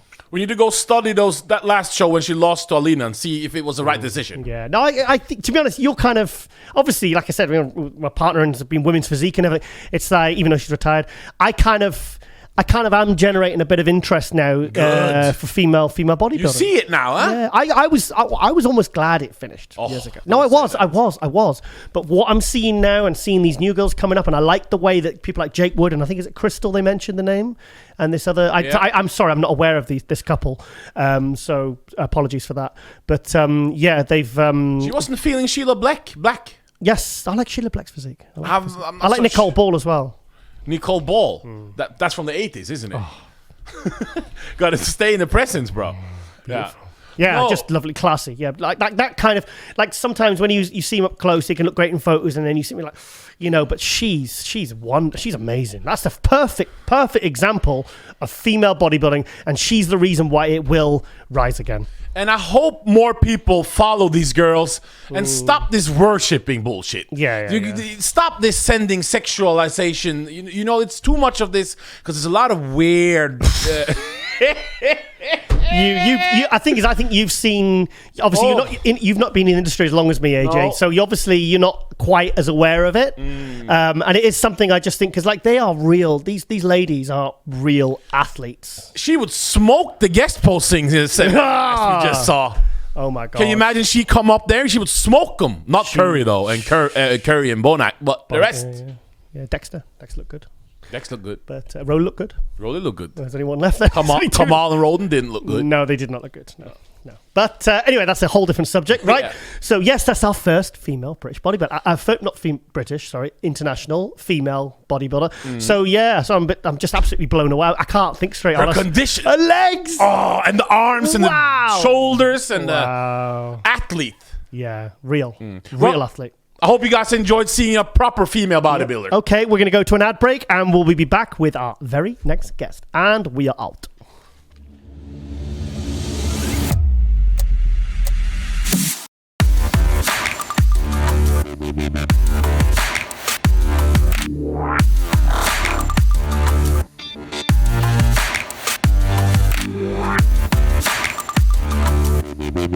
Rolling. And welcome back to MD Global Muscle Radio here at the Pump Meter Studios, joined by my co-host AJ, all the way from Norway, and we're joined by the voice of pro bodybuilding, Bob Ciccarello. yeah! Finally. Finally, we got you on, Bob. What is up, my brothers? You guys are looking dapper and Thank you. professional. I see there's all kinds of cameras and mics and things, and this is great. Yeah, we're all wired up. Yeah, we're happy to have you on, Bob. Bob is probably one of my, what can I say? You call him a father figure. No, but Not old enough. for people who don't know on muscle development, when I started there on the forums, Bob Ciccarello, I've been very vocal that he's the guy who really makes the Olympia a lot better. You make the Olympia experience so much better for the fans. You know, Appreciate that, brother. yeah, you're more important than most of the bodybuilders on stage because you know the history so good. You know what the fans want to hear. You ask questions that get people excited, but you also know how to respect the guys, you know, and not just clickbait questions. You're exactly what the sport needs, and we're really excited. We're happy that you represent such a great way, Bob. It's such a great thing. Appreciate that, AJ. You know, it's been a great ride, and we've got some changes, as you guys both know, this year with Robin Chang, you know, moving on to other things, and my buddy Dan Solomon, not a better guy for the job, by the way, with Dan in there.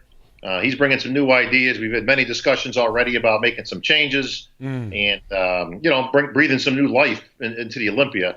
I am one part of many, and now Tamer El-Gindi, another Tamer's like a little brother to me. I mean, I've known Tamer since before he was a pro, and he's just made tremendous strides, not only in the business world, but in the bodybuilding world.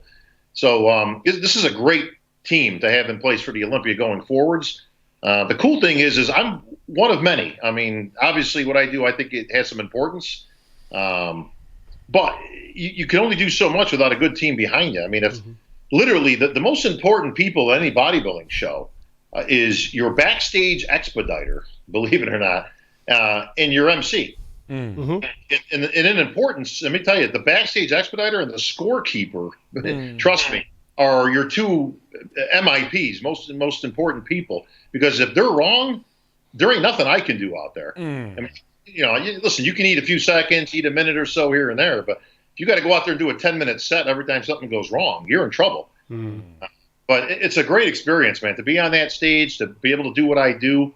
And I hope they keep me in place for many years to come. So For me, Bob, I think the press conference on the Thursday night with you and Dennis James is always, I think that's the best start to the Olympia weekend. It's just like when we get there and, you know, because you give a chance to every single competitor. You go to every single one. You pay respects, even to the ones that you know that are just kind of making up the numbers. But Giles, we got thousands of questions because now we can get some proper questions. I got answers, mister. You can shoot rapid fire. Let's go. But before we grill him and give our opinions on things we want to see change and congratulate and not, for people at home, can you tell people about your bodybuilding career? Just quick first, so people who are not familiar with Bob Ciccarello, other than on the Olympia stage, can you tell us how you turned pro and how you competitive, how you used to compete and things like this before we go into the questions? I'll have to give you the condensed version because the problem with getting old, bro, is it takes too long to tell your story. You know, we could be here for an hour just on that stuff. But bottom line is I get into bodybuilding early. I was 12, 13 years old. You know, when Pumping Iron came out, which incidentally was on TV last night. I was flipping channels, and I'll be damned, there was Pumping Iron. So, of course, I watched the rest of it. It's as great, 900th time you watch it than the first time. So, but what a time capsule! It brought me back to my youth of when I started. I was on stage at 13 years old, started competing. This actually predates the NPC. The NPC wasn't even around yet. 13. I was actually one of the first members of the NPC. Wow. Like literally, like I wish I had my card from back then, because literally I think I was one of the first 20 people in the NPC. Number 8. the membership. Wow. But anyways, leapfrogging forward, I won. Let's just hit the highlights. I pretty much won every teenage show in existence until I got to the teen nationals, and I got beat by a kid named Sean Ray. Have you heard of him? Or? I'm trying to know who it is. It rings a bell. Rings a bell. Yeah, I'm still pissed about that. But yeah, that's how far back. Me and Sean actually go back almost as far as anybody in this industry. Although I did meet JM when we were both kids in Gym Mannion when I was about 15. So we all go back many years now. But anyway, and Sean ended up turning pro. I won the junior nationals in '87, and then burst onto the scene, with some very close finishes. I actually was 1 point away from winning my pro card in 1989. Wow. That's how close I got. And then it only took me, another 10, 11 years after that to get my card. So Yeah. Bob, sorry to interrupt quickly, but I remember because I started following the sport when I was 15 years old in 1990. And it was, and my three favorites when I first started buying Muscle Mag, Muscle and Fitness, Flex Magazine, MD, was you, Eddie Robinson, and Sean Ray were my three favorites. Why Bob? Why Bob? It's just beautiful. He was very beautiful. No, I just liked his physique, and and it's funny because he's going to tell you it took him, like you say, come close in '89, but it took him till 2000 to turn pro. Wasn't that right, Bob? Yeah, and I was right there. I mean, every show I was in in contention. Actually, I competed against obviously both gentlemen. Sean, who we would have another matchup both of our national debut, which was the '87 National Championships, Atlantic City. Sean ended up winning the overall, beating tremendous Phil Hill, who ended up winning our heavyweight class. There was no super heavyweights at the time. I took 5th place in my debut. '89, I actually ran into Eddie Robinson, who ended up winning the USA. He beat Johnny Morant, that beat me in the heavyweights. Wow, Johnny Morant. Once again, by a point. So I was that close to even getting it then. But because he lost the overall, we both went to the North Americans. Remember, back then you had to win the overall. There wasn't none of this class win or top 2 or any of this other bullshit they got now. You had to win everything. So we went to the North Americans, where he ended up winning there. I ended up dropping to a couple of spots to 4th. We just went on from, then I had, some more top 5 finishes. And the problem was because I wasn't winning, I started changing stuff. Right. Because I wasn't winning, so I figured, well, let's make some. And I started getting more educated, and I started, reading up on stuff and educating myself and diet and this and that. And the smarter I got, the worse I got. Oh, really? So, oh, yeah. I was far better off when I was just stupid and 21 years old. Didn't know what I was doing, but you know what? There's a certain ignorance is bliss type of thing there where I didn't have enough knowledge to really screw myself up either. So, the more techniques I tried, the more, trainers, there wasn't really trainers per se back then. I mean, you kind of work with the guys in the gym and whatnot. And, but yeah, so, I mean, it was 10 years of toiling with and going backwards. And when the smoke cleared, me and George Farrer, who actually, we grew up in the same gym up in upstate New York at Sampson's gym. This was before his guru days. He was just George from the gym. Was he a police back then? No, he was never on the police force. Okay. Wasn't that what he said? No. That said, he was what he was very knowledgeable with dieting and prep. I mean, he knew his stuff frontwards and backwards. Long story real short, in '98, I was getting ready for the USA. I ended up blowing my back out playing baseball, actually. And had to get disc removal and fusion. So I actually got my back fused together. So I lost about an inch of height. But pretty much my career was over at that point. But I was able to recover within the next year well enough to get back on stage in '99. How? Took second at the Nationals to my buddy King Kamali. Second again, huh? Yeah, second again. But it was a great comeback because to that point I was, 15th, 12th, 11th. I was floating all over the top 15th, nowhere near where I was. So kind of got my shit back together with George's help, and took second in '99, and then obviously got all my stuff together for the 2000 USA, which I won, and then I remember. Then I was on to the pros and all that stuff, and then came close a few times in the pros with a couple of runner-up finishes to Marcus Rule. That was real fun. 2002, wasn't it? 2002 New York Pro, and that was a hell of a lineup, man. I mean, back then there was like 40 guys in the class, in the show. Paco Batista was third. There was everyone in that show. I remember that really well. And that was the year that Marcus Rule, and now this sounds like Finally a crazy peaked, No, this sounds like a crazy thing to say. This was the year that Marcus Rule came in really, really big. Oh yeah, no, listen, I got to catch this guy in his all-time best shape. I would have won this show. I mean, if Marcus showed up like Marcus usually showed up, I would have kicked his ass. Unfortunately, and it was exciting. I mean, it came down to the two of us, which is pretty much Beauty and the Beast standing there. Sorry, which one's which? Which one's which? Come on, that's real easy there.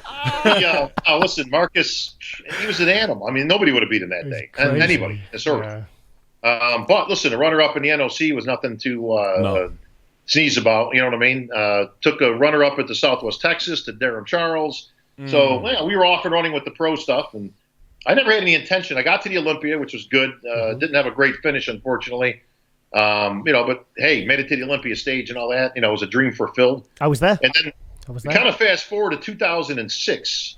I competed in some more shows, had some decent finishes, all that. In 2006, I decided I would make my last show the Masters World Championships, which was the Masters Olympia, which I ended up winning. That was a great way to go out. Oh yeah, well, and again, it was interesting because by this point now, I'm hosting the Olympia.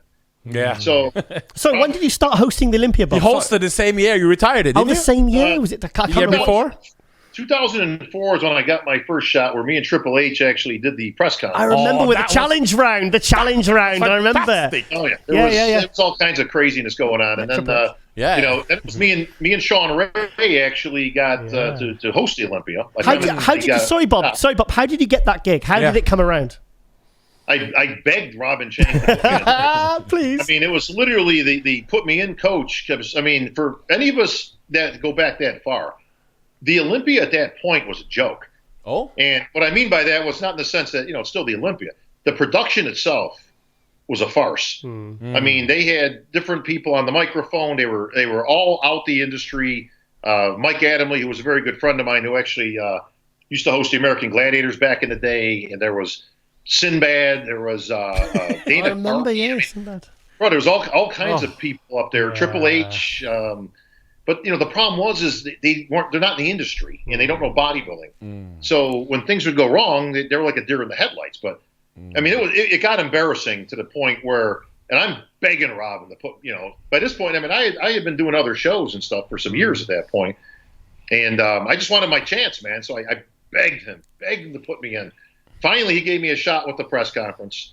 Then I got in the next year with the show itself with Sean Ray. Yeah. Then we did another year, and then he took Sean out and just left me on my own. And then I've been there ever since. But in 2006, when I won the Masters, it put me in a position I wasn't really expecting, which was that Robin calls me up and says, "Hey man, congratulations and great job, you won, this and that. And so what do you want to do now?" I said, "Well, what do you?"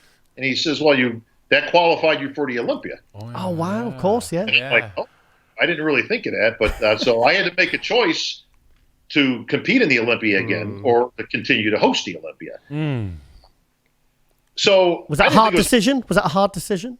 Now, you know what? Not really. Even though I would have loved to have competed at least one more time, I was under no delusion. Something deep inside me told me that I wasn't going to beat Ronnie Coleman. I don't know what it is. It's called stark reality. Yeah. But, keep in mind now, the crew I'm up against, so I had no delusions of grandeur. I think at best, if I hit it good and made the improvements I needed to make, could I have cracked the top 10? Maybe, Who was in top 10 who was the 10th, 9th, and 8th place that year? Do you remember? Oh, geez. Well, let's see. This Just is to see who was 2006. So you're talking, Ronnie Coleman, Jay Cutler, trying to think of who else was do you remember? Dexter. No, I think was Gunter 10th. Gunther, Gustavo, Melvin Anthony. I mean, you keep going. Cormier, Dexter Chris Jackson. Cormier, yeah, I mean, Dennis James. I mean, yeah, it would have been. I mean, like I say, Troy Elves. I'm trying to think of some other top names that were in there. I like I said, I could have beaten a few of those names. I could have maybe I squeak in an 8th or something like that. But I'm starting to do the math, and I'm like, all right, listen. So I can go spend $20,000, get ready for the Olympia, take 8th place, which is probably going to give me $3,000, or I can go buy a new tie. And, Sparkly suit. And, I wasn't at that point. I'm 40 years old. I just won my last show. I go out on top, and I'm hosting the Olympia. To me, it's an easy decision, which is the path I'm on is the path I'm going to be on for years. Yes. As a competitor, where am I going here? I don't want to compete in my 40s. I really didn't. So, no, I was good, man. But I think I chose wisely. And, here we are today. Now, what's it been? Since 04, so, 15 years on the Olympia stage? But even by that point, you've been competing quarter of a century. Oh, yeah, it's fine now. Let's put that into perspective. And finish at age 40 as the Master Olympia champion. Yeah, go out on top. Keep your health and everything. My first show was 1979 at 13. Wow. So, yeah, I mean, I have no regrets. I've never, not one time in all these years. Because the question I get, well, do you miss it? Do you ever miss it? Do you ever want to go back? And my answer is always simple. No, I don't. I did it. Been there, done that, fulfilled what I wanted to fulfill. And actually got to a point where I'm still involved in the industry even more so. Yes. And I'm on the Olympia stage every year. So I mean, yeah, exactly. Yeah, front row center. So we got tons of questions we want to ask Bob. All right, enough about my bullshit. Yeah, we're gonna at the end we're gonna talk about the Bros to Pros that you just started. But first, He always calls it Bros to Pros. Bros to Pros, by the way, Bob. Yeah. I've never corrected him. It's Bros to Pros. It's not Bros to Pros. It's two Bros Pro. But no, okay. That's an AJ spin. Okay. Yeah, so we can talk about that in the end, but first we want to get some questions. Thank God you guys got the wellness division, first of all. Congratulations. Are you happy? Are you happy about that? Yes, I am. Yeah. It's funny because I'm seeing the interest online now that the announcement was made. Yes. Some of these people, I swear, are utterly clueless. I don't know how they get through life. I really don't. I see all these things, especially from these chicks. I'm confused. Well, what's it all about? There's no criteria. I'm confused. Like, you're confused. Listen, you got Google at your fingertips, okay? Listen, wellness isn't brain. We didn't just invent this year. It's been around for years. Yeah. Go look it up. Go look at what the girls look like, okay? It's not that hard to figure out, man. It's two poses, Bob. I mean, I've judged for you at the Two Bros Pro on the wellness, and it is pretty. I mean, the criteria took me all of 30 seconds to learn. It's a very simple criteria, and it's easy to pick out the winners. Why did the MPC IPB give us this class? We love it. People asked for it, but why did you finally announce it on Sunday? Saturday. It's been around, as you guys know, for, 5-6 years, let's just say, okay? Now, it was around before the split, okay? Now, it was predominantly overseas, so we didn't have anything to do with it. It wasn't here yet, After the split, it's something we've considered, but we had to see if there was enough interest. Now, Giles, as you know, because I put you on our judging panel in the UK to judge the wellness, we had to see if there was some interest, and there was. I mean, there is very good interest. These girls look tremendous, and it's kind of a halfway hybrid between, bikini and beach bikini. It's that kind of a little fuller on the bottom, which I have no issue with. It's a little more muscular in the leg area and all that. But, these girls are in great shape. Yeah. Listen, for those of us that have been around long enough, okay, I remember when every single class that was added drew up some kind of a stir from somebody. Okay, so for those who are bitching out there now, guess you're adding another class. I guess the NPC needs more money. It's like, well, first of all, it's a business, idiots. Okay, it's a business. Yes, you make money. Okay, that's what most businesses do. Number two, I remember when it was just men's bodybuilding and women's bodybuilding. Okay, and I remember when fitness was added. I remember a stir out there. It's going to be a circus now. Now it's going to be gymnastics and stuff. Oh, okay. And then I remember the fitness girls getting pissed off when we added figure. So now it's a pageant. Oh, okay. And then I remember fitness or figure getting pissed off when we put bikini in. Bob. So it's just so it's these these are strippers that are coming on there, and all that. Do you know what, Bob? Sorry, Bob. Do you know every single new class that's been actually introduced? I hold my hand up. I've actually been. Oh God, what 202? What a ridiculous idea! Classic. What are they thinking? And I end up loving all of them. Yeah, but I have my finger on the pulse in the streets, as they say, and wellness has got an extreme good reaction, Bob. I don't think we should go on the... something. I'm not being negative towards sure No. what that is. A lot of people are really excited about this class. This is not like when you brought in bikini and men's. Yeah, listen, it's another opportunity. Listen, the one thing we've done over the years is we've expanded the brand. Like you just said, John. I'm the one who introduced it. It was the 210 division. Then we changed it to the 202, and then we found the middle ground at the 212. Yeah. I'm the one who introduced it. Okay, I thought it was a great opportunity for athletes that we're never going to beat. You're not going to beat a guy who's 70 pounds more muscular than you are. It ain't going to happen. So, we came to the conclusion it was a good opportunity. And like you say, it was met with some resistance at first. And now it's one of the best classes. Yes. I also introduced bikini. What do you mean you introduced bikini? What does that mean? You're the one who went to Jim Manning and said, bro, we need to fix some bikini contest? That's correct, sir. Yes. And that was met with some resistance right off the bat. Yes. And I says my vision for it was a little bit different than what it is now. It's actually kind of in between where it is now and what wellness is. But it was more of a beachy look. That type, not as hard. Now all things progress, and that's a whole other discussion we can have some other time. But the bottom line is it's just opportunity for athletes. Now, when I say I introduced it, all I do is make suggestions, AJ. Then it gets to go through a process where the pro league, and Jim and Sandy and Big Steve and all the players get together and we basically discuss it and see whether it has merit or not. Who are the people discussing this? Who are these people? Can we name them so we know who it is? Sandy Williamson. Steve? You say when you discuss this in the higher up meeting, as we call it. Well, it's the higher ups. Who sits in the higher ups? Who's that?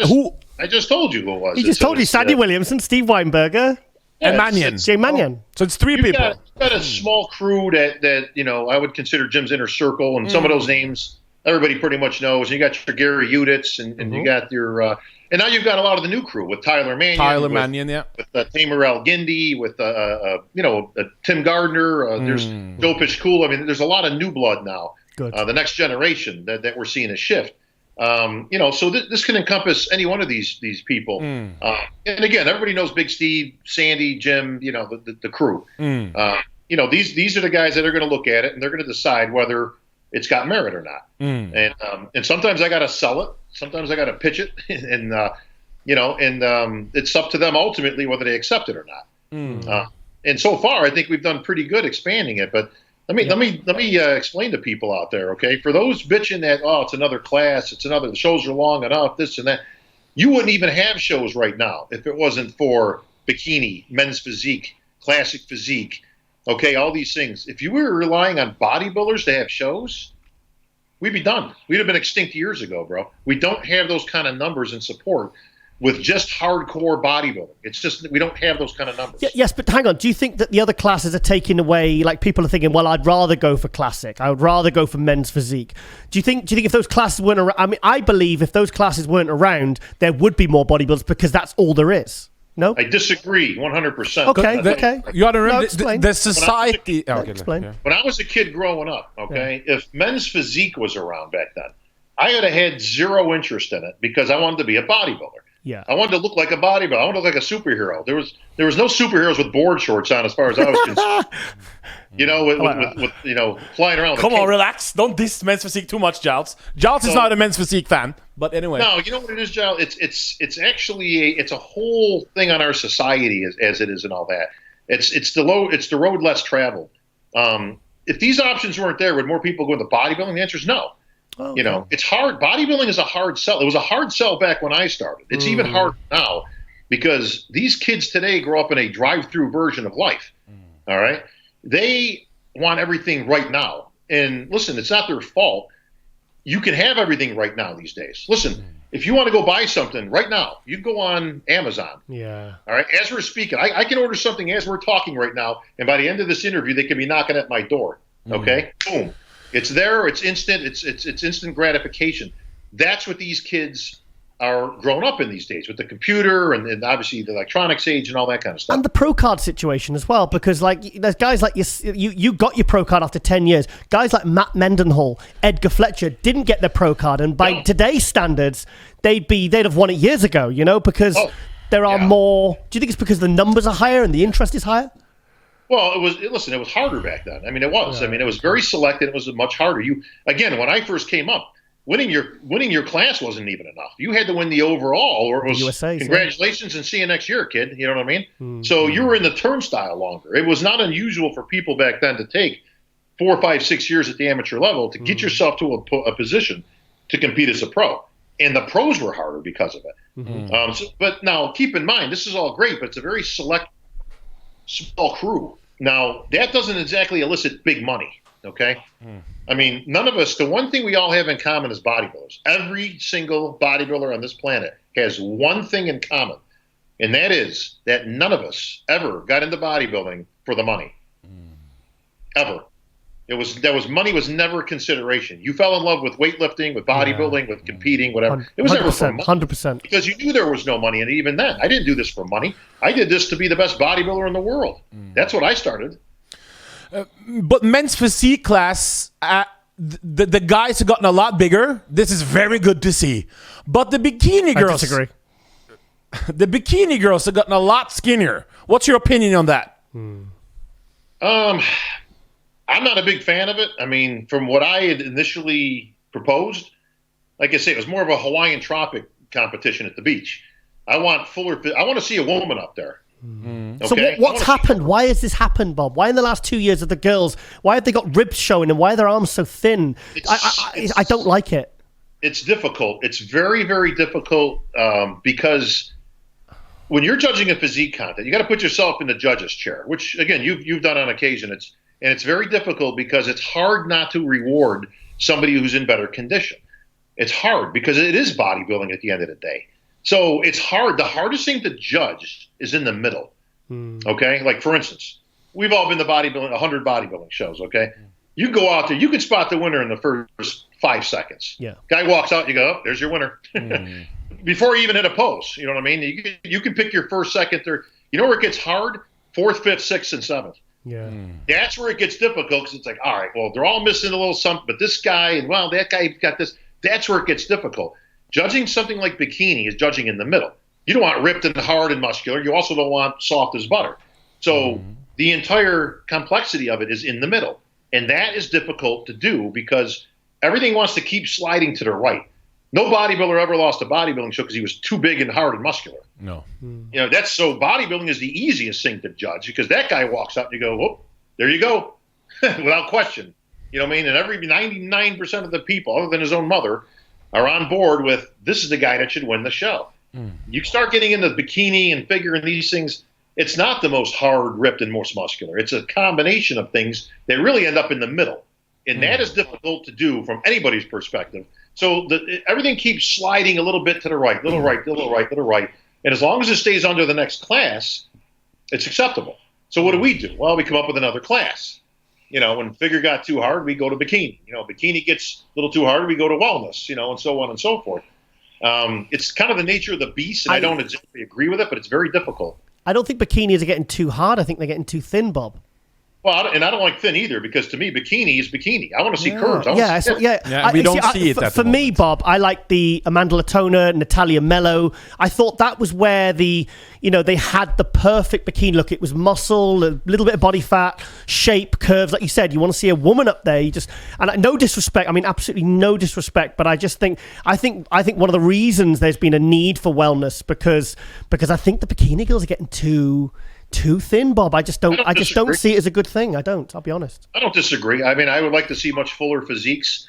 It's a two-part system. It's like the age-old question, who killed women's bodybuilding? Yeah. Okay. And, was it the women's bodybuilders or was it the judges? And they say, well, if the judges don't reward it, the girls wouldn't show up like that. And the judges go, well, if they don't show up like that, we wouldn't reward it.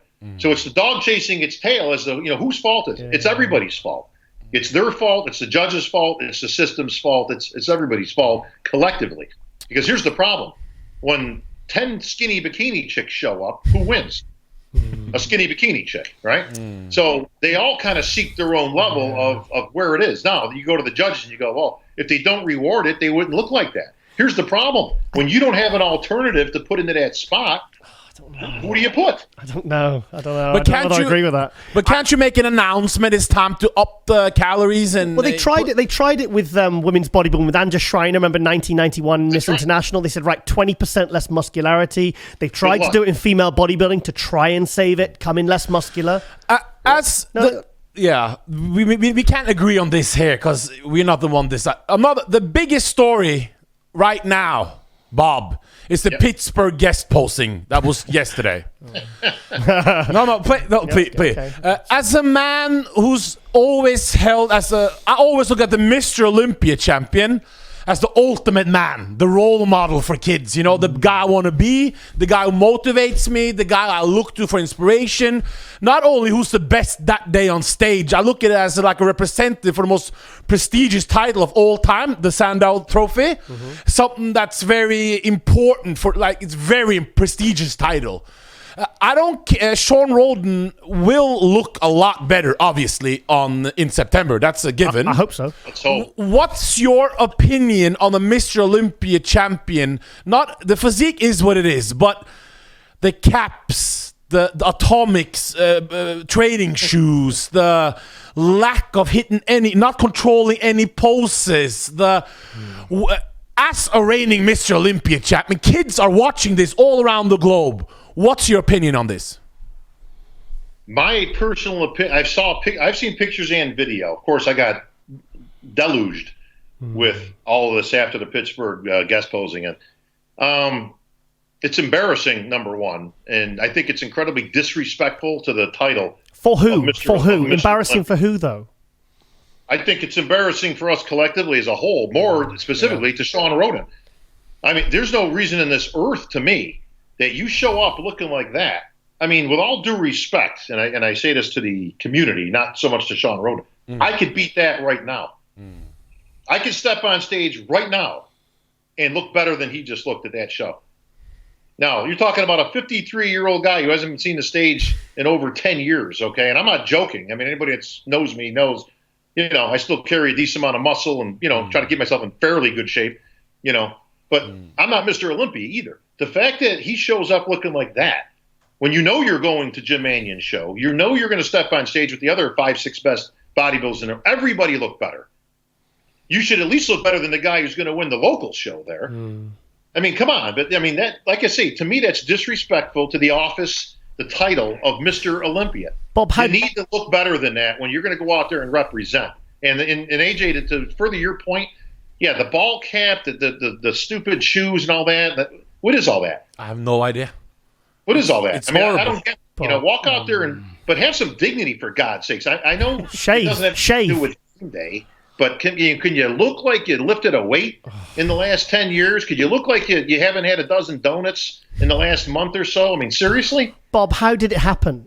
Could he have not refused and said, okay, send pictures to Jim and say, look, Jim, I'm not looking where I need to be looking. Can I just come on stage in a suit and open the show? Can I this is really not going to do your show, the Olympia brand, the name, myself, it's not going to do my sponsors any favors. Can I just show up and sit in the front audience and shake some hands? Or to keep up sick with a broken leg, put a fake cast on, do something, you know what I mean? But, I mean, at least they're like ninjas or something. Put on the fake cast. Get attacked by ninjas or something. Oh, the Flex Wheeler thing, yeah. Actually, that one's been used already years ago. Oh, sorry, I forget. No, I forget. I would have came up with any excuse in this world to have not taken my clothes off and gone out there, but listen, that's disrespectful. It's disrespectful to the title, in my opinion. Now, he can think whatever he wants, and hey, it doesn't matter, we'll see on game day and all that. Listen, you know what these guys are doing right now? They're licking their chops. If I was Bonac or Dexter or Phil, when you're watching this, please, I'm begging you to come back. Yes! Thank you, Bob. Stage and go back. How are you looking at this guy looking like that? And I've seen Phil. I've seen Phil not too long ago.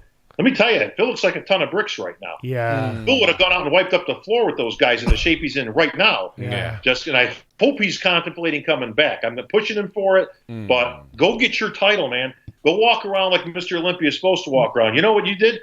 You left the door open, and this guy is walking around with your Sandow. And your $400,000, more importantly.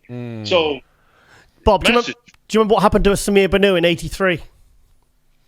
Sorry, Samir. 84. Sorry. I was just going to say 84, but Sorry. I mean, Samir's a different deal. I mean, listen, I give Samir all the credit in the world because he absolutely deserved that Mr. Olympia title. 100%. But he was never able to duplicate it again. The bottom line is he hit it, and he hit it lucky. I mean, he hit it good. He hit 100%.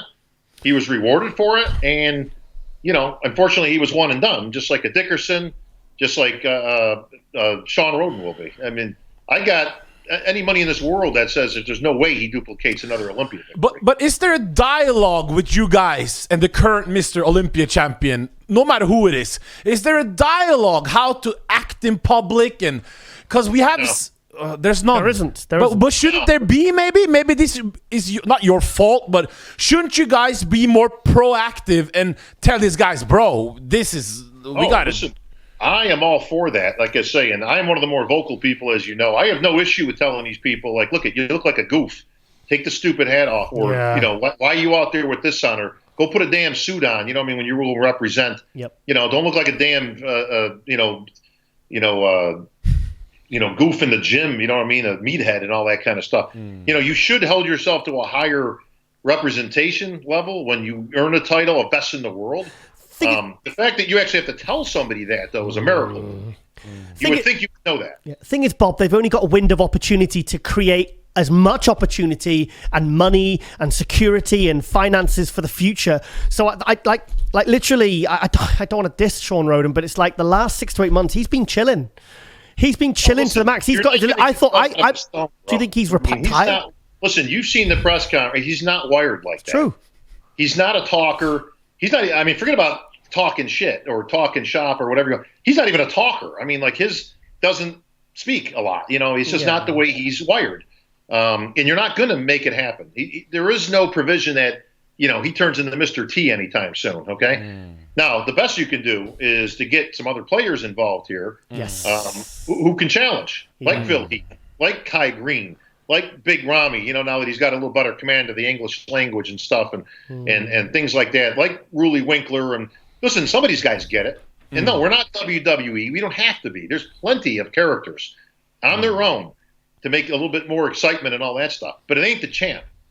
What I'd like to see right now is Phil to come back, and I would love – I don't think it's going to happen, but I would love to see Kai come back. The problem is I think he's kind of past the point. I don't think you're going to see it. And by the way, speaking of that note, to clear up some confusion, Kai was absolutely not, I repeat, not given a special invite for this Olympia. He was not. No, he had a meeting with Dan. It was discussed. No, that's something our good friend Dave Palumbo put out there for clickbait. He puts the title up there and all that. And listen, I get it, Dave. I get why you do that. It gets views and all that kind of stuff. But it's disingenuous, okay? He was not been given. That's a whole process, number one, which, for the record, I would not be in favor of. Oh, why not? I'll tell you exactly why not. Now, I get the financial implication. I get it would be a bonanza to have Kai Green commit and all that kind of stuff. I get all that stuff. I'm on both sides. I have to work with both sides on this stuff. Yeah. But from an athlete perspective, if I'm one of the other athletes, I got to sit there and go, wait a minute. The hell with this guy. I've been out there competing. I qualified this, and he hasn't been on stage in 3 years. Why does he get an invite? I would go make him qualify again, as you should. Just like we changed the rules up this last year to pros who want to venture off into other organizations and be a, quote, pro in some other organization. You can go. We don't lock the doors from the outside. But when you come back, you got to go through the NPC again. Oh, really? When did that happen? Yeah. When did this happen? Just this past year. Oh, okay. I didn't know. That's language that's in the contract and all that. If you go and you want to go be Mr. whatever, elite pro somewhere, all right, and go compete and say, and I have to put that in quotes because elite pro to me is like jumbo shrimp. Like it's the complete oxymoron of level of achievement. But the bottom line is if as an IFBB pro, if you go and you go get a an elite pro card, you go compete. All right, you do not come back as you have given up your pro status with us because we don't recognize other pro statuses. So we will let you back. but you're going to go through the NPC and you're going to go earn your card again. What happens when they, because I've seen it happen in the last couple of years, I've seen pro league guys guest posing with other federations. Guest posing is more of a gray area where it's like, all right, they're not competing for another federation. You don't see it a lot. Number one, they're still promoting the pro league, aren't they? They're kind of representing themselves as Olympia competitors or pro league. Yeah. So I can still see the benefits to that. Say a top 5 Olympia guy going and guest posing at some independent show. I can see the benefit to that. Doesn't pro league? Listen, at least they get to see what a real pro looks like. So I don't have any issue with that. But I don't care about. I mean, I was actually one of the catalysts for this years ago when I was with Bodybuilding.com because. Bodybuilding.com had, sponsored a lot of different shows and different things around the world. And one of those things was not an IFBB event. And it kind of, I had to go to Jim and say, well, Jim, here's a problem I got is I work for this company. I'm on the payroll. I mean, I get paid, very good to be a part of this company and to represent. I also recognize it's at an event that's not an IFBB event. So what do I do? And we actually put rulings in place to soften it up a little bit that, you weren't going to be, DQ'd out of the league or anything like that. Because I was there on behalf of my company, not the IFBB Pro League, that type of thing. So it did change the course a little bit of things. We're a lot softer and, gentler and easier with stuff like that these days. It's literally down to just competing. You cannot compete for a rival organization and keep your pro status. We kick you back down. We leave the door open, but you're an amateur again. But aren't you guys a little bit tired of the Kai Green? Like, why can't Kai give you guys a decent answer? Is he coming back, yes or no, and just be ended? And let's not even talk about what happened at the 2016 Olympia. No, but have you guys sat him down like, Kai, what's going on? And he refused to talk? Or is there any dialogue? Or what's going on? Relativity. Kai, as you know, first of all, the words yes or no have never come out of Kai. Nobody knows this better than I do, bro. Listen, let's keep first things first. I love Kai Green. I think as a character, as just a genuine person, and I've had many conversations. We've done a lot of travel together. He's a very interesting character and very skilled. I mean, this guy's drawing capabilities, his artistry is unbelievable. Now, that said, getting a straight, square answer out of Kai Green is next to impossible. Yeah. I'm over the Kai Green thing personally. I don't give a shit whether he shows up or not again on stage. But I think it's well past the point. This sport is bigger than any one person. Okay, we have survived the comings and goings of the greatest names of all time, including Arnold himself, and Lee Haney, and Ronnie Coleman, and Jay Cutler, and you go right down the line. Okay, it's without any one of these people, we will continue. We will move on. There will be new champions and all that kind of good stuff. So not one person's bigger than the Olympia. Now, that said, that bullshit he put out the other year, where he's out by the traffic, I'm crying on the fence post and all that shit. That's the thing I didn't like, Bob. Listen, crying, bro. No, I know what really went. Lee Thompson started making videos with him, and it's awful. I lost respect for Kai for doing that. Well, me too. You know why? Because it was all fabricated. I know exactly. Right. It was. We know the reason why that even all came about. It was a Mexican standoff. Well, if you remember, okay, now he put that out as we were keeping him off the Olympia stage, which was completely fabricated and couldn't have been further from the truth. That's why, if you remember, last year or the year before, I'm losing track now, we did extend an invitation to him. Yeah. Okay? Now, the reason we did that was to make perfectly clear to everybody out there that we weren't keeping him off the stage. All right? We never were keeping him off the stage. He wouldn't sign the contract. Okay? And all of a sudden he had an issue with the contract. The same contract he has signed for the past 10 years or whatever it's been. Yeah. So the same contract everybody signs. You know what I mean? You sign a contract to license your likeness to promote the Olympia, the show you're going into. All of a sudden he had an issue with this. Okay, well, listen, then don't sign it.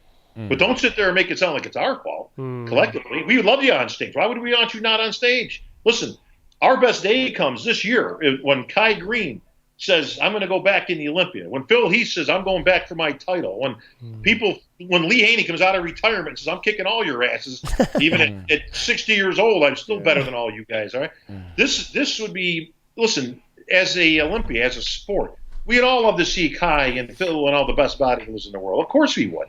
But I ain't begging him for it, nor am I going to give him, again, and it's not my decision, but I would never, ever give him a special invite. I think the Levrone type situation, I think, is a perfect example, or a Flex Wheeler, of a special invite being warranted. I really didn't have any issue. Well, no, Flex Wheeler wasn't given a special invite, was he? Oh, he was to the Olympia, Classic Olympia. Of course he was. Sorry, of course. Sorry, yeah, of course. Yeah, he never won the Olympia. The only people qualified for life are Mr. Olympia winners. Yeah. So, yeah, special circumstances would dictate that you'd have to give a special invite. Yeah. And we haven't done that in years, since Gunther years ago. Yes. Which I did have an issue with years ago, because he was getting special invites left and right. Oh, but people loved Gunther, Bob. Yeah, but he got a people few. loved Gunther. You hear AJ, the crowd reaction went crazy. AJ, he had more than one special invite, and he wasn't even cracking top 10. But people loved him. Okay. Listen, I love Gunther. I'm good friends with Gunther. But did he warrant a special invite? No. Go compete like the rest of us are competing, trying to get there, man. Dieting twice a year. Prepping. You know, he's doing work for Weeder. He was too busy to try. It's like, come on, what kind of bullshit is that, man? So I'm not a big fan of the special invite. No. A question. Now the media, as you mentioned, RX and Dave, there's a lot of clickbaits media. With MD, we try not to do it. No.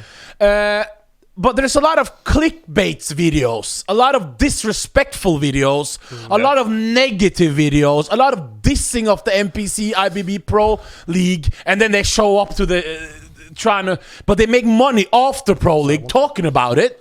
But they're how do you feel about this? Because the last 4 or 5 years, the media has changed from going from respectable magazine people to like regular people in the YouTube channel and things like this. What's your opinion about this?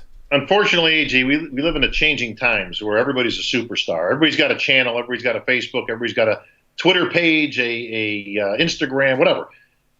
This, unfortunately, has taken a lot of the professionalism out. Agree. Back in the day when you had a Peter McGuff, okay, you had Greg Merritt, my buddy Shauno Perrine, all right, God bless him. Rest in peace. You had legitimate media out there, who had credentials. There was a reason that you had to have credentials, okay? Those days are gone, bro. I mean, unfortunately, everybody is a superstar now. Everybody's got, they got a microphone, they got a means of putting stuff out there. Just because everybody has an opinion doesn't mean it's qualified. Tailored suit. Sorry. Tailored suits. No, yeah, but you guys, yeah, it's very, it's just horrible. You just got to be responsible and actually put the athlete first and put the sport first, not the clicks. Here's the bottom line, okay? You have a choice as to who you follow and who you get your information from and who you listen to, okay?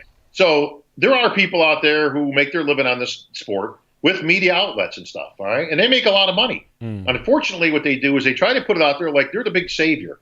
I'm doing this for you, the athlete, and they're keeping me from doing this, and they're keeping me from doing that. I just put this out for everybody else, like like they're Robin Hood, okay?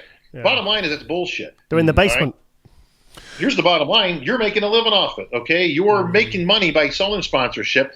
To put money in don't make it sound like you're doing this for the athletes. It's like you're doing this for you.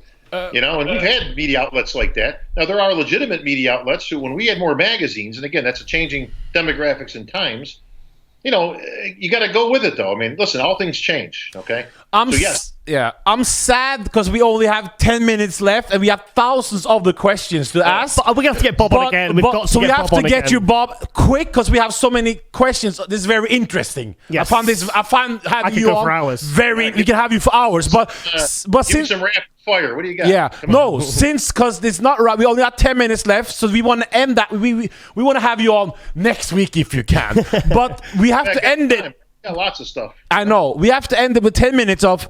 We want to talk about your new project because this is very important. Yep. Because there's an epic event, by the way, going the 30th of June. June the 30th, Watford, London. Oh, British Grand Prix. That's going to be the shit, as we say. You got that right, buddy. So we are brought back the British Grand Prix. So Pro Bodybuilding will be back. Yeah. In the UK, as everybody knows by now, me and my partner Ian, we are the Two Bros of Two Bros Pro Productions. Yeah. And we have brought bodybuilding in the UK is kicking ass. Yeah. I mean, we have doubled every number from last year. Other federations their numbers have been folded in half. And who's turned pro in your event? We have a lot. Jamie the Giant. We have Cuba Keelan. We have that new Wesley Vissards. The Black. I'll tell you what. I forgot the kid's name from the last show. The Black Panther. Classic. The classic guy. No, not him. The white guy who won the. What did he win? He lost in the bodybuilding. I think he won in the classic. Oh, the light heavy. He lost in classic, won in something like that. Yeah, a great athlete. Listen, you got your Wesley Vissers. You got there's a whole bunch of. Listen, there's some good talent. James Hollingshead just did very well in Spain. This last week. Luke Sandow. We've got all these guys that we're pitching to. Basically, it's basically the Battle of Britain. We want to see who's the best out there. This is some bragging rights on the line, and we're bringing the prestige back to the British Grand Prix. So if you're in the London area or anywhere even close to it, you want to see a show, get your butts out there to Watford. And all the information is at our website, of course, at 2BP Productions. You can catch all the info on there that we have for the show, tickets, times, all that kind of thing. 2bpevents.com. How did this come about, you and Ian? How did this plan or vision start? When did it start? And what's your ultimate vision, Bob, with this? Well, started 2 years ago when the split was coming. It was inevitable. Me and Ian had actually been doing some business aside from obviously this stuff. And obviously he lives out there in London. So the opportunity presented itself. I asked him if he'd be interested in partnering up and putting on shows in the UK. Of course, he's like, absolutely. Yeah, let's do this. And, so we, put a name together, put a business plan together, put some shows up on the map, which were immediately successful. Now, like I say, in our second year, numbers have already doubled. Oh, yeah. They're huge now. Now, the Amateur Olympia, which is coming up again in October, last year was our first Amateur Olympia. That had 530 across the stage. Wow. We are speculating between 800 and 900 this year. So it's going to be a blockbuster of a show. I wouldn't want to be the backstage organizer for that one because that'd be quite a stressful job. That one. Yeah. Well, listen. You know what? Knock on wood. Everything's been going great so far. Pro Leagues gave us a tremendous opportunity, and we look forward to another successful year here. Of course, with bringing IFBB Pro cards and the Pro League around the globe, and now of course with the increase of the women's division, with the wellness category, another opportunity. So.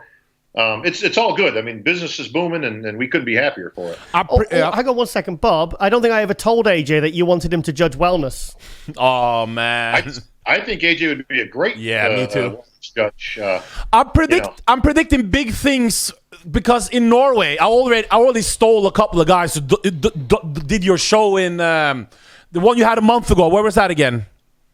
Where was your? That was in Watford. Yeah. And I predict a lot of people in Scandinavia, they're with the elite because they don't know the other. They don't even know, And as more time goes, slowly and steady, everybody's going to jump ship, Bob. Trust me on that. Listen, they've jumped already. I mean, the first year they were a little on the fence when we were brand new, and they were like, all right, let's see what's going to go on. Even those numbers were impressive. But just to give you an idea, from March show to March show, okay, from our first year to this past March when we did our second show, second year, I should say. Those numbers on the first show, I think were about like 186 or something like that. All right, that same show, the Ben Weeder, this March was 421. Wow, across the stage. Yeah. So they've literally doubled. Even the qualifier that was in Hull last 2 weeks ago, even that show did over 100, and that was on the same day as that France show. And other, things, it's a regional, it's not a pro qualifier. Yeah. Even that's done good numbers. Before we go, your top 6 at this Mr. Olympia from Bob's mind. Who's going to be top 6?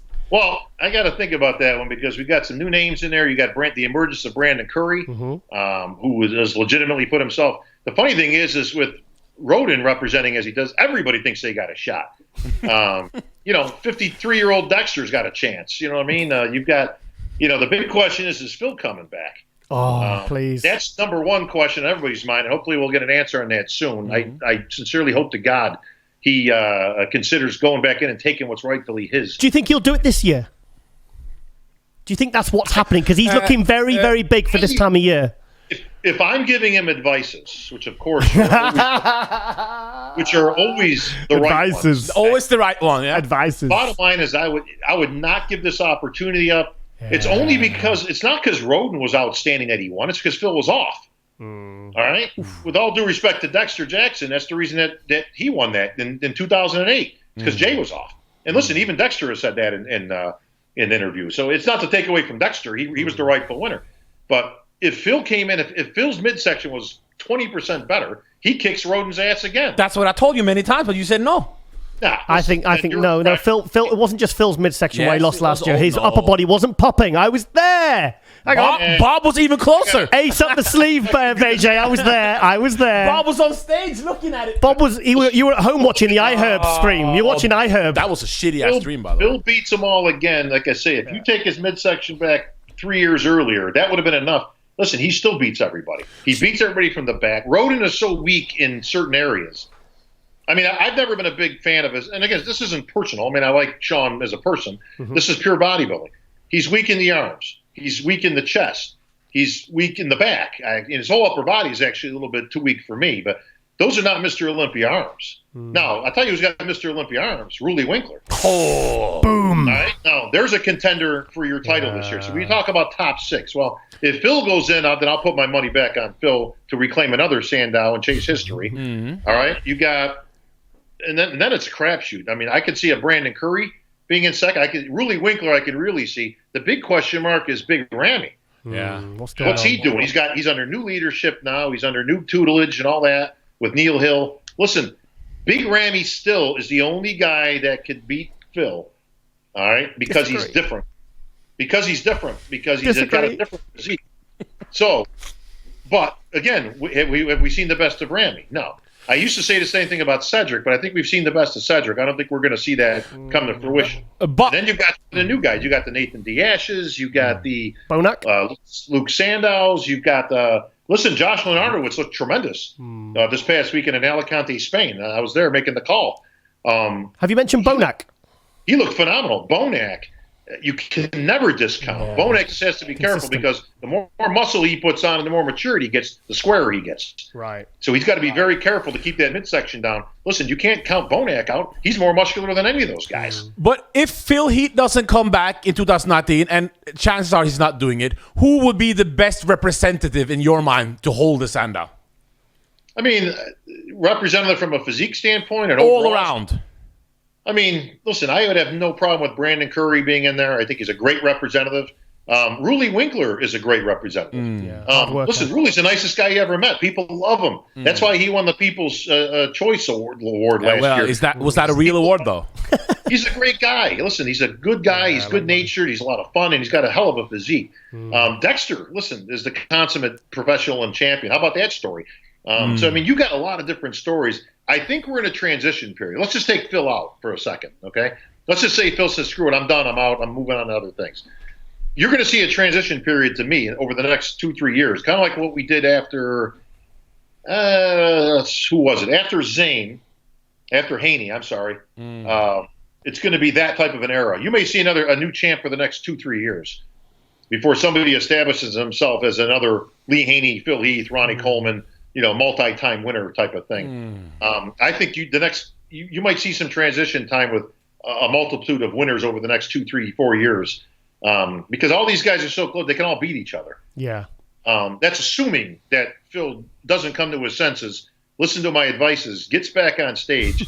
Here's the bottom line, Giles, is I may not always be right, but I'm never wrong. Fantastic. No, the better one is if you win, you're in. That's the one I like. You win, I got all kinds of coaching phrases. It's not how much you lift, it's how much you look like you can lift. Yeah, that's a good one. Yeah, we're full of it. Better to look good than to feel good. I got a lot. Okay. Well, thank you for being on. We hope to have you on soon because we haven't even asked half the questions. Yeah, we've got I think we've got about 20% of the way through the questions we were discussing. Let's get a part 2. I'm free. I'm off the road for the next week. So you guys want to put something together and get a list of like industry questions or burning things you've always wanted to know? Brilliant. Let's do it. You can always put it in the can and play it later. Plus, we really want to hype the Two Bros shows. The Olympia. We've got to really kind of build this hype for the sport because this is what this platform's for, Bob. It's really to promote and help the industry, the athletes, the promoters like yourself, because we're here to do something positive and something constructive and not. Yeah, no, listen, I think it's great, man. I love what you guys are doing. Like I say, you're bringing a lot of professionalism and fans back in, with interviews such as this one. Nice suits. I got some things I'm working on right now, and I'm talking. I don't mean my own projects. There's always that kind of stuff. I'm talking about with these Olympians, former Olympians, things. I've got some great ideas, man. And if I could just get a little bit of help, if I can just get somebody to kind of go with me, we need to bring some hype back to the sport. Agree. Totally agree. Correct. Me and AJ were talking about this last night. I've said this for years. We've got characters. We've got nicknames. We've got people. We've got rivalry. We don't have to go the McMahon route, okay? The minute you cross the Golden Bridge there to the land of hokey, it's not going to go with the bodybuilding fans. That's why the WBF never took off, okay? But we don't need it either. We've got all these things. We've got the beast, the wolf, the this, the that, the bear. These guys are animals. Let's do a part two. Yes, I think we're going to have to cut it because we've got to get onto so Giles, reach out to you. We plan something. 100%, Bob, 100%. Yeah, I'd love to. Anytime, boys, anytime. Thank you. All right, then, Bob, we really appreciate you taking the time, mate. And I was completely immersed in that then. But this is... we could do a 5-hour one, maybe. We'll do a 5-hour for special. the fans at home, this is very important to hear from the MPC, from the IPB, so they know what you guys think. It's because it's not us against everybody's together. Everybody just want to see the best shows, the best. You just want to be entertained. People, everybody needs to work together. It's not us against them, or I'll tell you what. I mean, we spent a lot of time on certain things here. You guys put together a list of industry questions. Like I say, burning questions inside. Maybe. You want inside stuff. You want answers as to why things work the way they do, or how decisions were made, or whatever. Put it together. I'll answer everything you got. Maybe we can get some viewers to ask some questions, and we'll find the best 10, and then we'll put them to you in a part 2, Bob. Absolutely. Thank you. All right, then, Bob. I will speak to you soon, and thank you. And we see you in June. That's for sure. June the 30th. Yes. Banana shakes and meat for everybody. Thank you, Bob. Thank you. Bye-bye. Bye-bye. Fantastic. Giles, we gotta hurry up because we got another one. Yeah, 100%. But this was epic. Fantastic. We need a part 2, but definitely we will have, as he said, questions. Yes. Because Bob is not afraid to answer. Yes. And that's the best way. Viewers, we're gonna announce how we're gonna do it. Yes. But we will see more from Bob Chico in the future very soon. Yes. I'm sorry. I'm sorry. I seemed I was rushing there, but we're overrunning a little bit. So we'll be right back after the break with our next guest for Global Muscle Radio, and we are out. That was the voice of bodybuilding right there.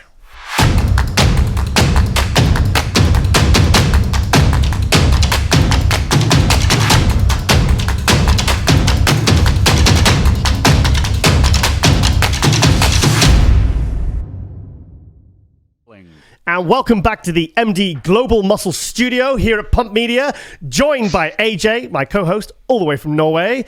And we've got a bit of a special one-off... Yeah, we got Kaiki here. And, hey, what up? And Giles been hating on men's physique a little bit. So, there you Giles. Guilty. Sorry, I'm guilty. Oh, man, look at us. Yeah, there you go. Giles, look at it, bro. Hang on a minute. Aren't men's physique not allowed to pose? Oh. Are they allowed to pose? Or? No. Oof, man. Looking good, bro. Looking really good. Maybe you should do classic. I have awesome news, 2 weeks, New York Pro. I'm heading over there. Oh, wow. Gonna dance with the big boys, yeah. First of all, introduce yourself. My name is Carlos Deoliveira. Yeah. I turned pro at USA's last year. It was at the end of July. Yep. And then I did my pro debut 2 weeks after. Yeah. In Brazil, since I'm Brazilian, but I'm living in Boston now. Okay. Shout out to Jose Raymond. Yeah, nice. So that's my guy, man. I love him to death. Like, he's the one that helped me with everything. Oh, he prepped you. My first show. So Jose. No. I'm coached by Omar Ventura out of California. Okay. But he's one of the guys that encouraged me to do the show back in Boston, Jay Cutler, when I first started this. And he's just been a massive support. He's like, you could actually really do really well in this division. Like, you have the look. Just go get after it. And because of him, I went and did my first show, ended up winning everything. We just took there from, I saw him on Beast Coast Live, with Goon. Ah, right. Yeah, okay. And then Goon was like, I said, Goon, why you got men's physique on? I thought you didn't like men's physique. And he said, Kaiki is the man. Oh, okay. And then I watch and I follow his Instagram stories a little bit. This is a Latino talent that's going to take over the world. And that's, Amen. yeah. And that's why I wanted to have him on Global Muscle for quick. And not only that, what show did you win on Saturday, bro? Yeah, I just did a California Night of Champions. It's a muscle contest show. Yeah. It was actually, Saturday. Yep. And he won it. Ah, these were the front relax pictures, guys. You're sending. Yeah, the photos are very, like nice physique, very nice physique. Yeah, I saw I showed him the picture of your Instagram. What's your Instagram handle, by the way, for people who want to follow you now? So my Instagram is Kaike Pro, CAIKE Pro. Yeah, and I saw him in your picture you put out today with the other guy. I'm not sure who it was with. We're looking freaky. Yeah. Post a little post show, a little pump. So you're going for new. Yep, I talked to my coach. He was like, let's do this, you're already in shape.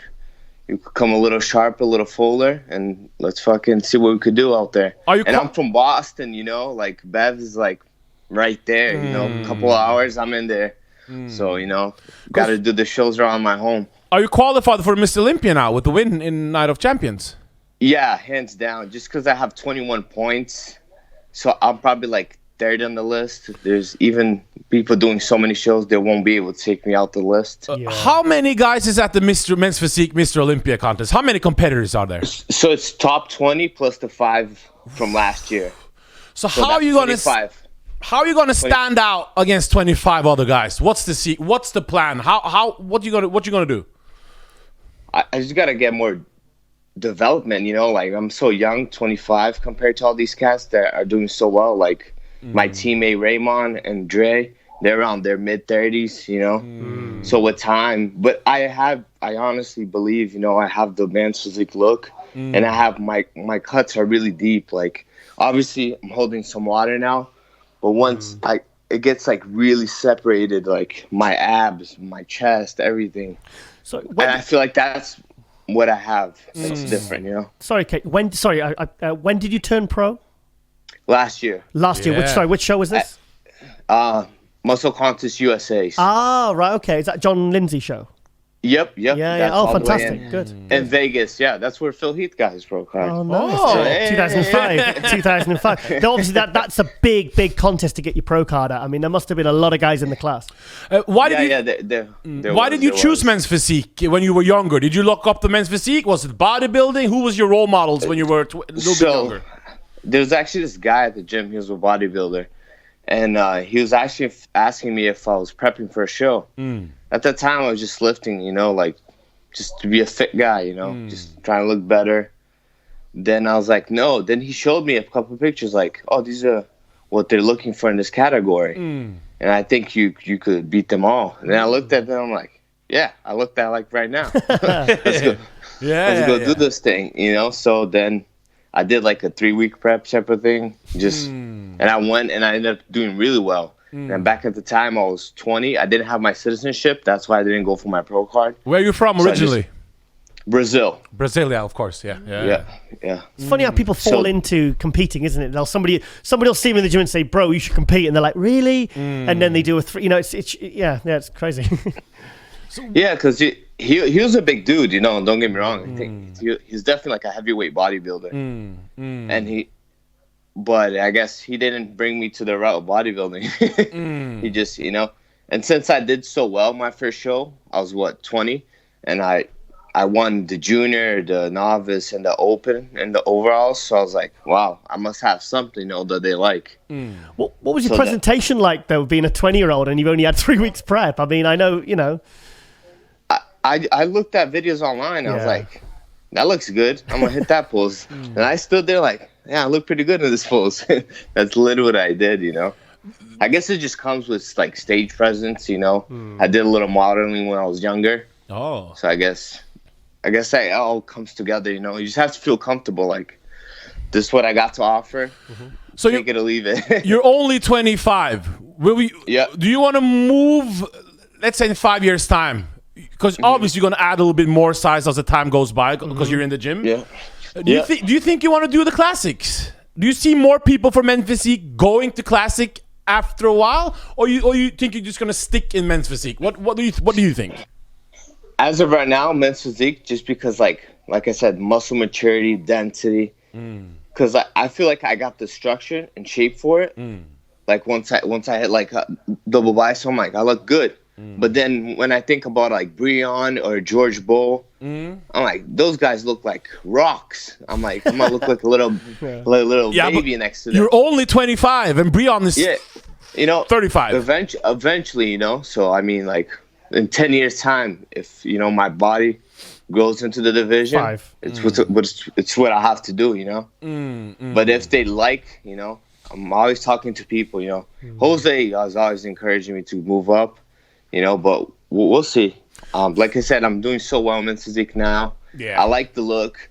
I feel like some guys disrespect the division in some sense. Yeah. Just because they don't train hard enough, and I understand, But you know what I mean. But like most men's physique guys nowadays, they're just, I don't have to do that. Like, yes, you do. You got to train everything. To be a complete package. Like once I see a men's physique guy and they don't have an X frame, I'm like, you're not a men's physique guy. Just because you wear board shorts, that's like your weapon of choice. That doesn't mean, that you're not training as hard. I feel like, if anything, I'm bigger than bodybuilders in my off season than in my whole gym, which is terrible. I need to move gyms. Yeah. Does it annoy you guys, men's physique guys? A lot of negative talk from guys in different bodybuilding media channels. There's some negativity, yet you are the fastest your class is the fastest rising class in the world. So obviously people love men's physique, the people. But does it bother you that the lack of respect from the media? Does it bother you guys? Is it something you guys think about? Or do you think, well, we just got to prove that we're a new class, so it takes time? So like, it doesn't bother me because to me, bodybuilding is king. It's like legit the lion, and we're like the baby cubs or something, Like we're trying to move our way up, get some respect. You just gotta grind. You gotta show that you're for real as well. Like I said, like the thing is like having like a semi-amateur bodybuilder trying to disrespect you just because you're men's physique. I'm like, bro, my arms are 20-inch. They're bigger than yours. Like, I train just as hard. My division is just something else. They're looking for a certain look. Yeah. That doesn't mean that from like 2 years' time I can't step on stage with you as a bodybuilder. Which in my shoes, I believe I could. We at MD just wanted to have you quick on to show we believe in you. We saw a lot of potential in you. We see Thank you so much, brother. we see the drive in you. We really think you're on to something big. So we want to be the first one to have you on to show support.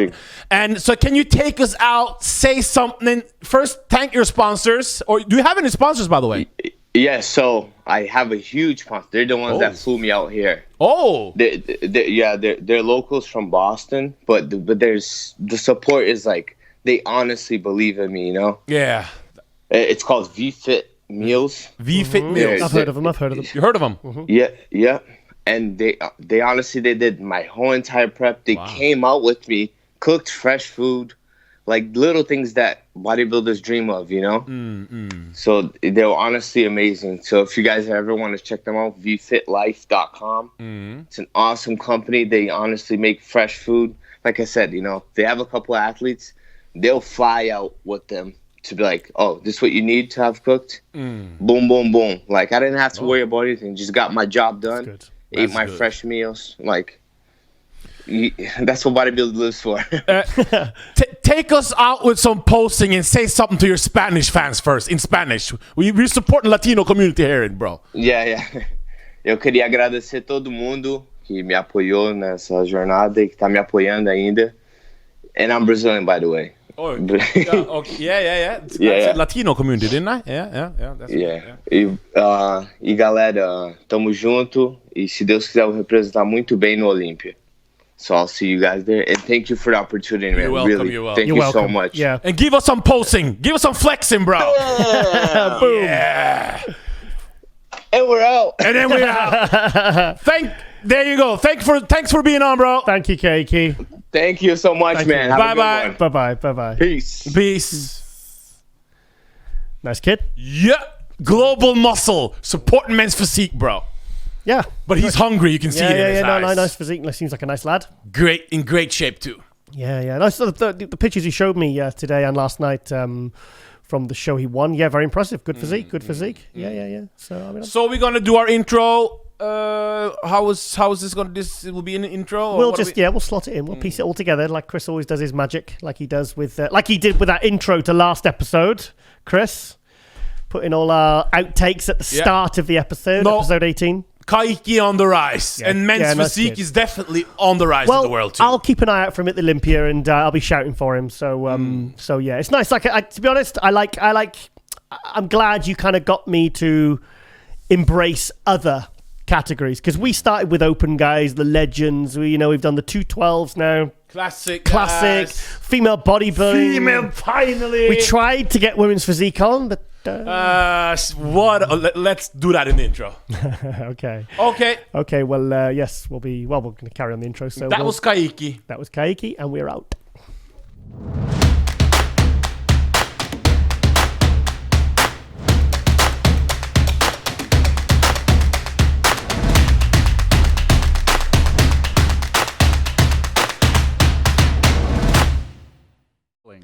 And welcome to MD Global Muscle Radio here at the Pump Media Studios, joined by my co-host AJ, all the way from Norway, and we're joined by Dennis James, the legend.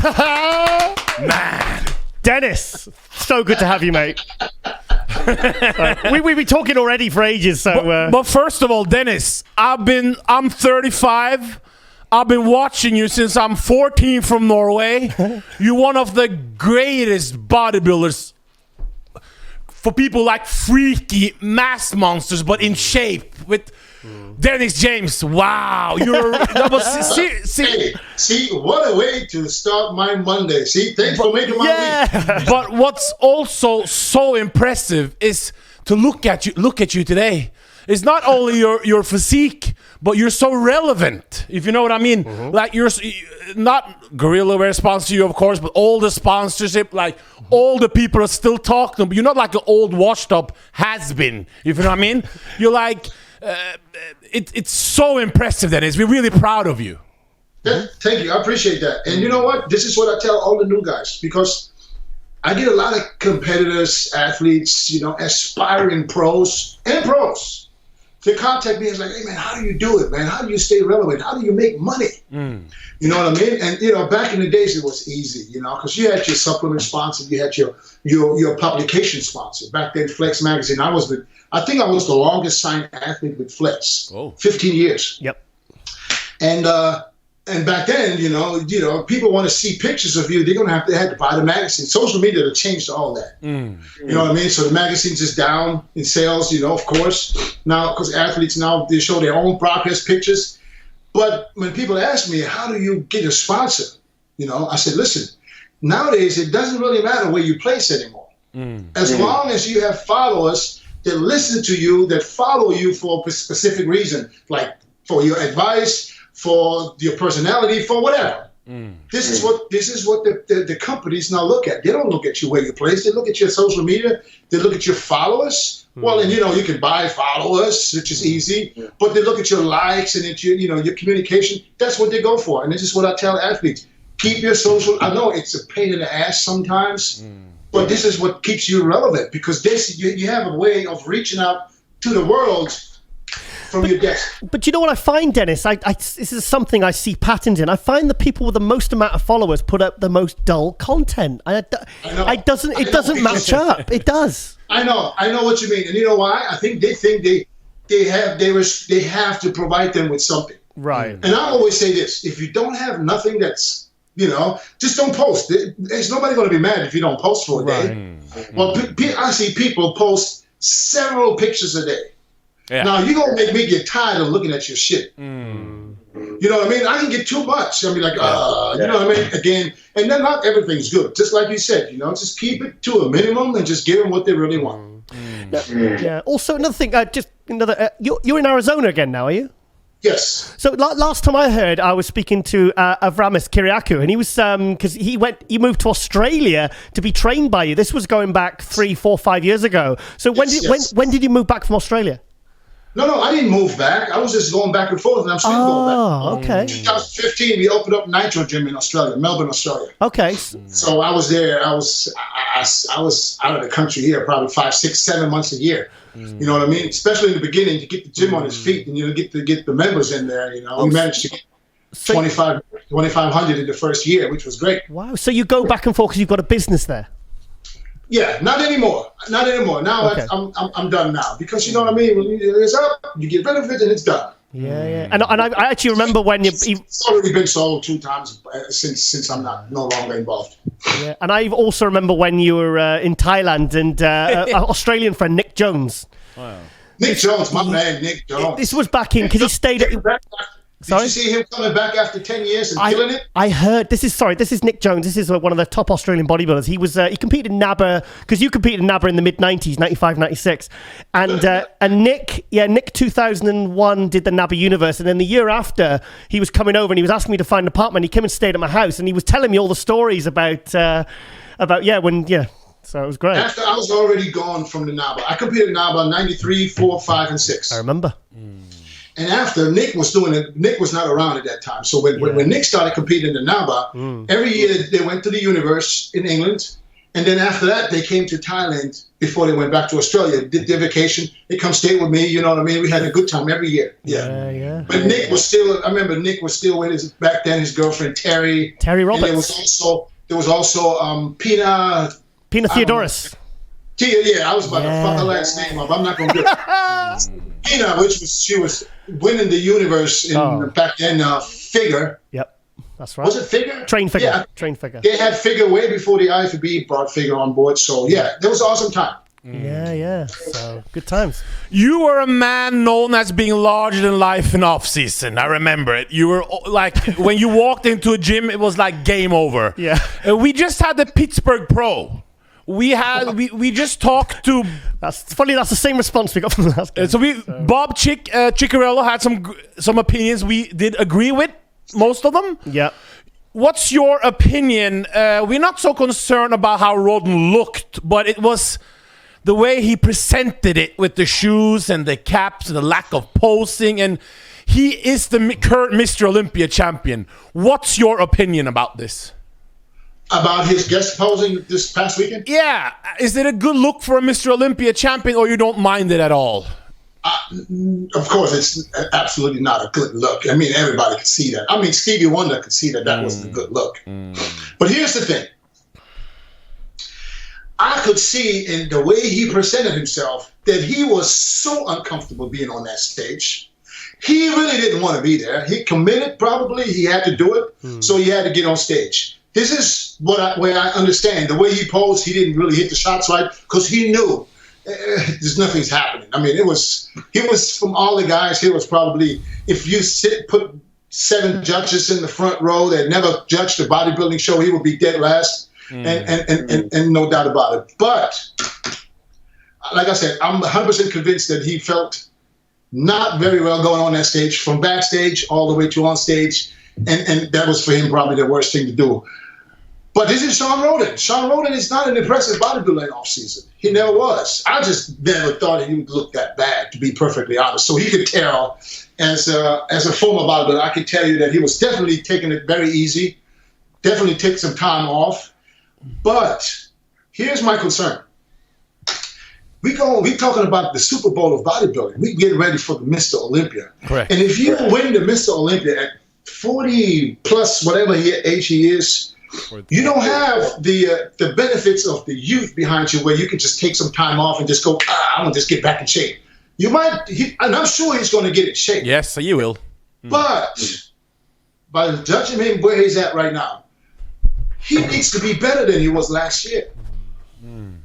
So, and I highly doubt that if this is where he starts, that he's going to be better than he was last year. And I'm not talking condition-wise. I'm talking about improved body part, improved back, things that people still knock him for last year. And as a Mr. Olympia, you should have the biggest motivation on the fucking planet to go the whole year, to not miss a day, to come back to make sure I can retain that title. And it didn't look that way to me. It looked to me like he was just taking it too easy. Why do you think that is? I don't know. What? I don't know. Maybe he had an injury he doesn't want to talk about. Maybe he's just, I don't know. Maybe he's just Jamaican lazy. I don't know. You know what I mean? I have no idea. I'm half Jamaican, Dennis. Calm down. I didn't mean to say lazy, too relaxed. You know what I mean? I wouldn't be that relaxed. Because, you know, as soon as you are Mr. Olympia, people hunting you down. So you want to run. You want to keep running. You don't want to fucking take it easy and let this guy's catch up. You know what I mean? He's not 25 or 30. He's 40-something. You know, his body's not improving the way it should or the way he could, you know, if he was younger. Yeah. So I think he left the door open. And now this is motivating everybody else way more than they were there. Like, you know, way more now than it was before they saw him on this. Why? But it's not like they rang him up the day before and said, "Can you guest post tomorrow? You have to." I don't understand how he would have. I don't understand how. This they already know this. The Olympia year. This year they know already for next year. I know. Right. Okay. This is it. Everybody knows for Jim's show in Pittsburgh. You don't make any arrangements. This is where, if you're top 6, he used to bring the top 10 out every year. Yes, that's right, yeah. You know what I mean? So Rami was missing this year, which was probably a smart move because he didn't want to show himself the way he is. I would have probably pulled out if I was Sean Roden. But in Sean Roden's defense, this dude is going to start training. He's going to get back on the OJ. And I'm going to tell you, he's going to change like nothing else. But like I said, my concern is it enough for him to improve? Because I would rather see him really big and training for, you know, get a better back and work on his body parts than just taking it easy and just start like 4 or 5 months out. Kevin Navrone used to do it every year. He'd like go to my size and then bang, 14 weeks. He'd be. Yeah, but Kevin didn't get better than he was the year before. And Kevin was never the reigning Mr. Olympia champion either. Here we go. You're the champ. Act like a champ. There you go. This is what I'm saying. He's been chilling. I'll tell you this. He's chilling. I'll tell you this. if I would have won the Olympia, if I would have won the Olympia. Oh, it would be a great sight to see. There would be one day in the next 365 days where you couldn't call me and say, come guest post. Yeah. And I was never Mr. Olympia, but I guarantee you, I was big and fat. Not fat, but watery. But I was never huge. The worst looking one. You know what I mean? Because you have to think about it. You go into a very, very competitive big show. There's hundreds and hundreds of athletes in shape. So who want to see somebody come out looking like that, saying, "Oh, that's Mr. Olympia"? Yeah. Fucking come out and 212 look better.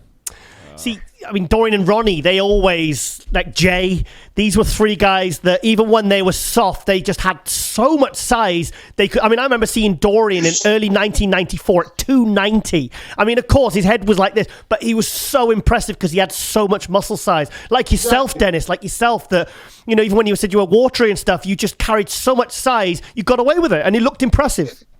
Yeah, at least people know you're not in contest shape, but at least look like a bodybuilder. Oh, no. You Mr. Olympia. And this is not a knock on Sean. Sean's been doing this every year. Right. I just expected, after he won the show, for him to be his motivation at his all-time highest. Yeah. And I just didn't see that. I saw that. I mean, I'm not judging William and Brandon and Rolly because they just competed a couple of months ago. Yeah. So they shouldn't be looking the way, you know, they look good. They competed 2.5 months ago, so they're still somewhat decent. Yeah. But Dexter didn't compete since the Olympia last year. Yeah. You know what I mean? He looked good. He's in better shape. Kamal didn't compete since the Olympia last year. He was in better shape. You know what I mean? You're a professional bodybuilder. And you're a professional in the Olympia, so, you know. But if this, like I said, I won't speak on it because I know he will be in shape quick. Oh, yeah. But is it enough? Is it enough to hold these beasts back that are coming for him? That I don't know. But it makes it more interesting because now everybody see how vulnerable he is and that he is not the most impressive guy in off-season. Everybody knows that. You know what I mean? But contest time, with his beautiful shape, he just creates so much of an illusion that he looks unbelievable. But is he going to be better than last year? Yeah. His track record is not that good. I heard that he said he was going to come back 10 to 15 pounds heavier, but I just don't see how he's going to do that, Dennis. But Let me tell you something. they always say that. 10 to 15 pounds? Come on. We all been in this game for how long? Yeah. Okay? 10, 15 pounds heavier. You 40-something years old. You're going to gain 15 pounds of muscle in 1 year? Keep dreaming if that's what he said. So say when these videos went out and Phil Heath's watching that, what do you think he was thinking? Nothing, because Dexter knows they've been training next to each other every year, and Dexter knows he's not impressive in off season. I've been saying this all the time. That's why he never takes his clothes off when he goes somewhere. He's always long colored. He doesn't show up. No, I'm saying, what do you think Phil Heath was thinking when he saw these videos from the show? I don't think that Phil was thinking anything, because Phil doesn't have to worry about the guys. Phil has to worry about himself. Right. This is what I think Phil is super motivated, because what more motivation can you get by winning 7 straight Olympias and all of a sudden you get beat, and the judges tell you that you didn't lose because you weren't good enough. You lost because you weren't controlling your midsection. So that was the reason for him losing the Olympia. So now Phil knows all he has to do is be on and control this. You know what I'm saying? It does look good, though. I've seen video. It doesn't look like it's... I mean, you can't tell under a vest, but I don't see any... It doesn't matter what it looks like in off-season when he stands around in a shirt. It matters when he steps on stage. Yeah. I always say that. Fuck what it looks like off-season. Who cares? When he steps on stage, he has to control his midsection, and he's Mr. Olympia. Another big story. Dennis James is Mr. International, like Pitbull. He's been everywhere. He speaks every language, knows every religion. All right. We saw on Big Ramy's Instagram page today, it was a picture of Badr Boudet on his main Instagram. What does this mean, Dennis? What does that mean? Yeah. Because I thought they had a fallout. I don't know about a fallout. All I know is that he's probably still, it's all grateful for having him in his corner for all these years. I mean, that's something that you can't just forget. No. Yeah. I mean, Bato, still gave him the opportunity to train, and you know what I mean, and was a big part of his career too. So maybe that's what it is. I have no idea. You don't think he's going back and leaving Neil Hill? I don't know what he's doing. Okay. I wouldn't be surprised because I'll tell you this much. Because, how many times he left a couple of times and went back. Did he? You know what I mean? Yeah, he left when he was in my house for the 3 months for the 2014 Olympia. And he went back after the Olympia. I didn't know this. Yeah. He was gone. He was in my house for 3 months. He stayed with me. Do you still speak to Ramy recently? Or? I just talked to him last week. Yeah, we saw it on your Instagram, yeah. Yeah. Oh, yeah, me and Ramy, we cool. We have no problems. So all the drama that was put out in the rumor, it's all not true. Me and Ramy always been cool. Yeah. But we never chime in when people say all kind of shit. I stole his money or he stole my money or whatever happened. It's all bullshit. Clickbait, isn't it? It's all bullshit. What will you advise him to do now? He's going to go for Tampa Pro. Is this a good move? Is it Tampa Pro he's going? Yes. And he has to win the show, and he's going up against Dexter Jackson. What happens if he doesn't win? Well, if he doesn't win, then it means he don't need to be going to the Olympia anyways. Because if he can't beat Dexter, he can't be Mr. Olympia. Number one. But if I had this conversation on a different social media what you call it? You can say platform. You can say it. Doesn't matter. Yeah. Dave Palumbo, Iron Debate. And where I said the same thing. I mean, this Lebanon is a week before. I said, why not do Lebanon? He's right That's out. what I think. That's much what I better, think. Much That's better. what I think. He can secure his qualification right there and then just move on and skip Tampa, or even still do Tampa if you feel like it and get that money, because it's probably. But then again, I don't know if his plan was to do Tampa and stay in the U.S. Or if his plan was to go back to the Middle East. Because if his plan was to go back to the Middle East, then my suggestion is, and any coach should suggest the same, do Lebanon and stay out there until you move to the States for the Olympia. You know what I mean? So the flying back and forth is not what I would suggest him doing, because Ramy is very easy. He holds water very, very easy. Right. You know what I mean? So going back to the Olympia. Now, obviously, there's a lot of talk. I find it funny when people say, "Oh, Brandon Curry's looking better than Sean Rowe." Well, yes, it doesn't. Like you said, it doesn't really matter how they look now. Maybe sometimes, it's how they look at the Olympia. What do you think will happen at the Olympia this year? Who have you really got your eye on? I think, you know what? The show is wide open. Yeah. The show is so wide open. It's never been To this who? open. To who? For the top 6. Right. The show has never been this open because every year for the last 7 years, there was Phil. Before that, there was Jay. Before that, it was Ronnie. So there was never any debate that who's going to beat the champ. Plus, it was. And I said this right after Sean Roden won last year. Sean Roden is the one that is being beat by every single one of them in the top 6. Yes. Because his level of consistency when it comes to condition was never 100%. Yeah. So he was great this year. He was last year. You know what I mean? So it fluctuates a lot. So that's why I was a little disappointed because I thought as a Mr. Olympia, he's putting all his focus a whole year. And it's not like he travels so much. You know what I mean? But, hey, they might have a game plan that we don't know about. So let's see what happens. But I expect a little bit more. And I think that even Dexter is now, everybody feels great going into the Olympia, I think. Yeah. But who do you really think? Who do you think the ones that you've got a really personal good feeling about? Because a lot of people now, obviously Brandon Curry's won the Arnold Classic. He's looking very good. He's made massive improvements. He's going back to Kuwait. You know, a lot of people saying, look, this guy, he got 5th. He was 8th the year before in 2017. He was 5th last year. This guy could win the Olympia. Do you think he can jump that high?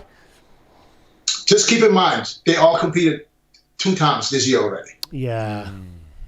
So you want to pay a little attention to what have they done this year? How much stress is their body under? You know what I mean? I mean, the mind can tell you all kinds of things. If your body's not responding, then you're going to have a problem that you can run into later on. Yeah. So there's a good possibility that they won't be as good as they were earlier this year. Yeah. Because your body doesn't like, especially when you're at this size and this amount of muscle, your body doesn't really like to peak twice a year. Yeah, but Brandon Curry, he's kind of gone back home. He's still obviously by the Pittsburgh guest spot. He's holding very good size and condition. He's obviously in a more relaxed rest. He's not kind of like full on like he is in Kuwait. Do you not think when he gets back to Kuwait, he's going to be refreshed? And if he's looking this good, kind of resting, how good do you think he'll look up come Olympia time? Well, I have no doubt that he's going to be super motivated after winning the Arnold. Yeah. But like I said, the mind and the body sometimes don't cooperate. So hopefully it's okay because he competed a lot last year too. So, and I remember, Brandon Curry doing the San Marino Pro after the Olympia 2 years ago where he got beat by Hadi Chopra. Yes. You know what I mean? It's things that should never happen. I was there. To a top contender at the big Mr. Olympia. Should never happen in a contest. Yeah. That's what I'm saying. So there's you can see there's not everybody, there's no consistency. You can't say this is like a Dexter who's always in shape. None of them. The only one that was pretty much consistent next to Dexter there's one, William Bonac. You can be sure that he's going to be in shape. Yep. Yeah. And Phil was consistent with his condition, plus minus a little bit, but he was always good. So all the other guys, they'll have the track record is not consistent enough for me to say, oh, he's going to be fucking unbeatable. Yeah. It's way too early to say that. You know what I mean? And we don't know what's going to happen to the Olympia. It's going to be very interesting. Yeah. Hadi Chopin rings you tomorrow and says, Dennis, what should I do next? What would you advise him to do? I advise him try to fucking date fucking Trump's daughter, maybe. So he can get Trump's daughter.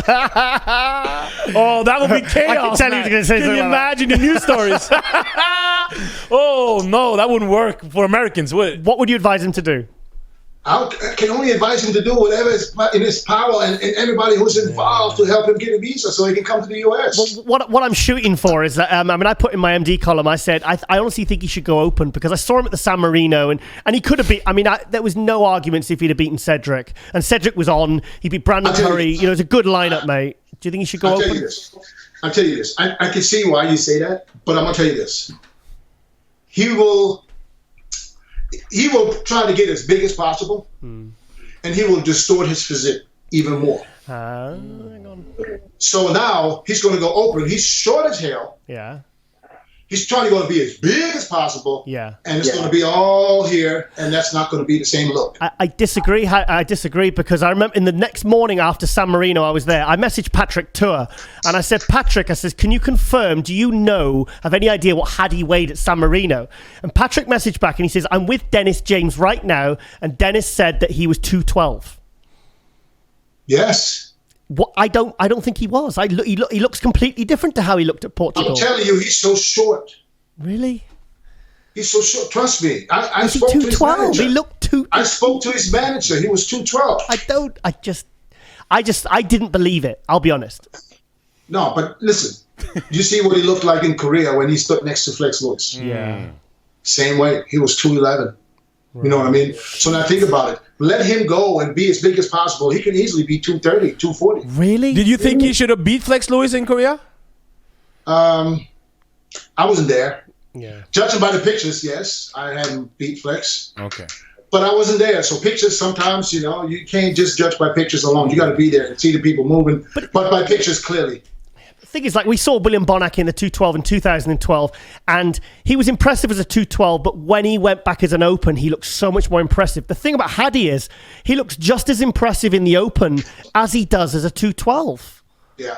It's look crazy. Look at the height difference. It's going to play a major factor when he gets to stand next to these guys that are all like a head taller, you know what I mean? And maybe a little more pleasing to the eye. When he's sheer size and freaky, hard, grainy muscle. I give him that all day.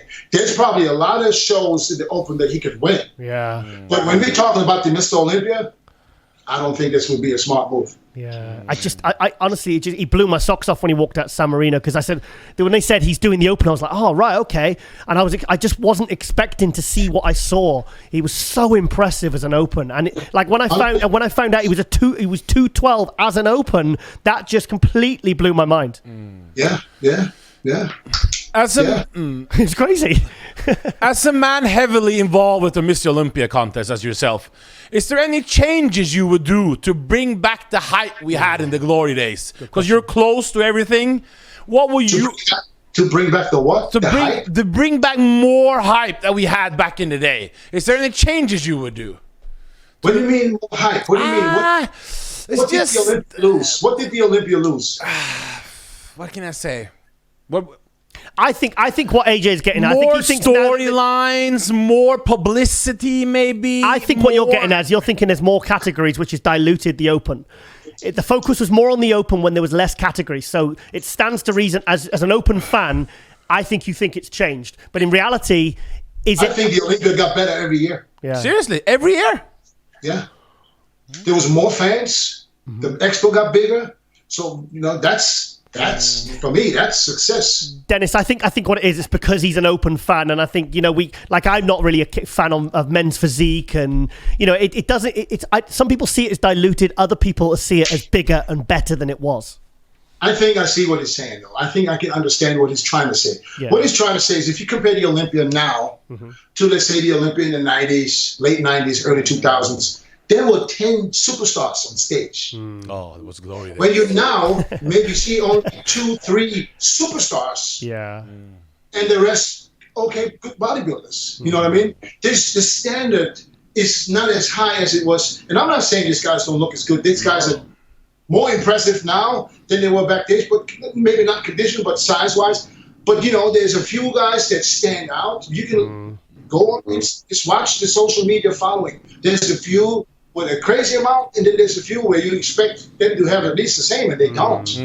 That's the problem that, look, think about the Olympia when it was Dorian Yates, fucking Flex Wheeler, Sean Ray, Kevin LeBron, Nasser or somebody, Ronnie Coleman, and I could go on and on. These are all superstars. Yeah. Now you have Phil, you have Rami. Where's the next superstar?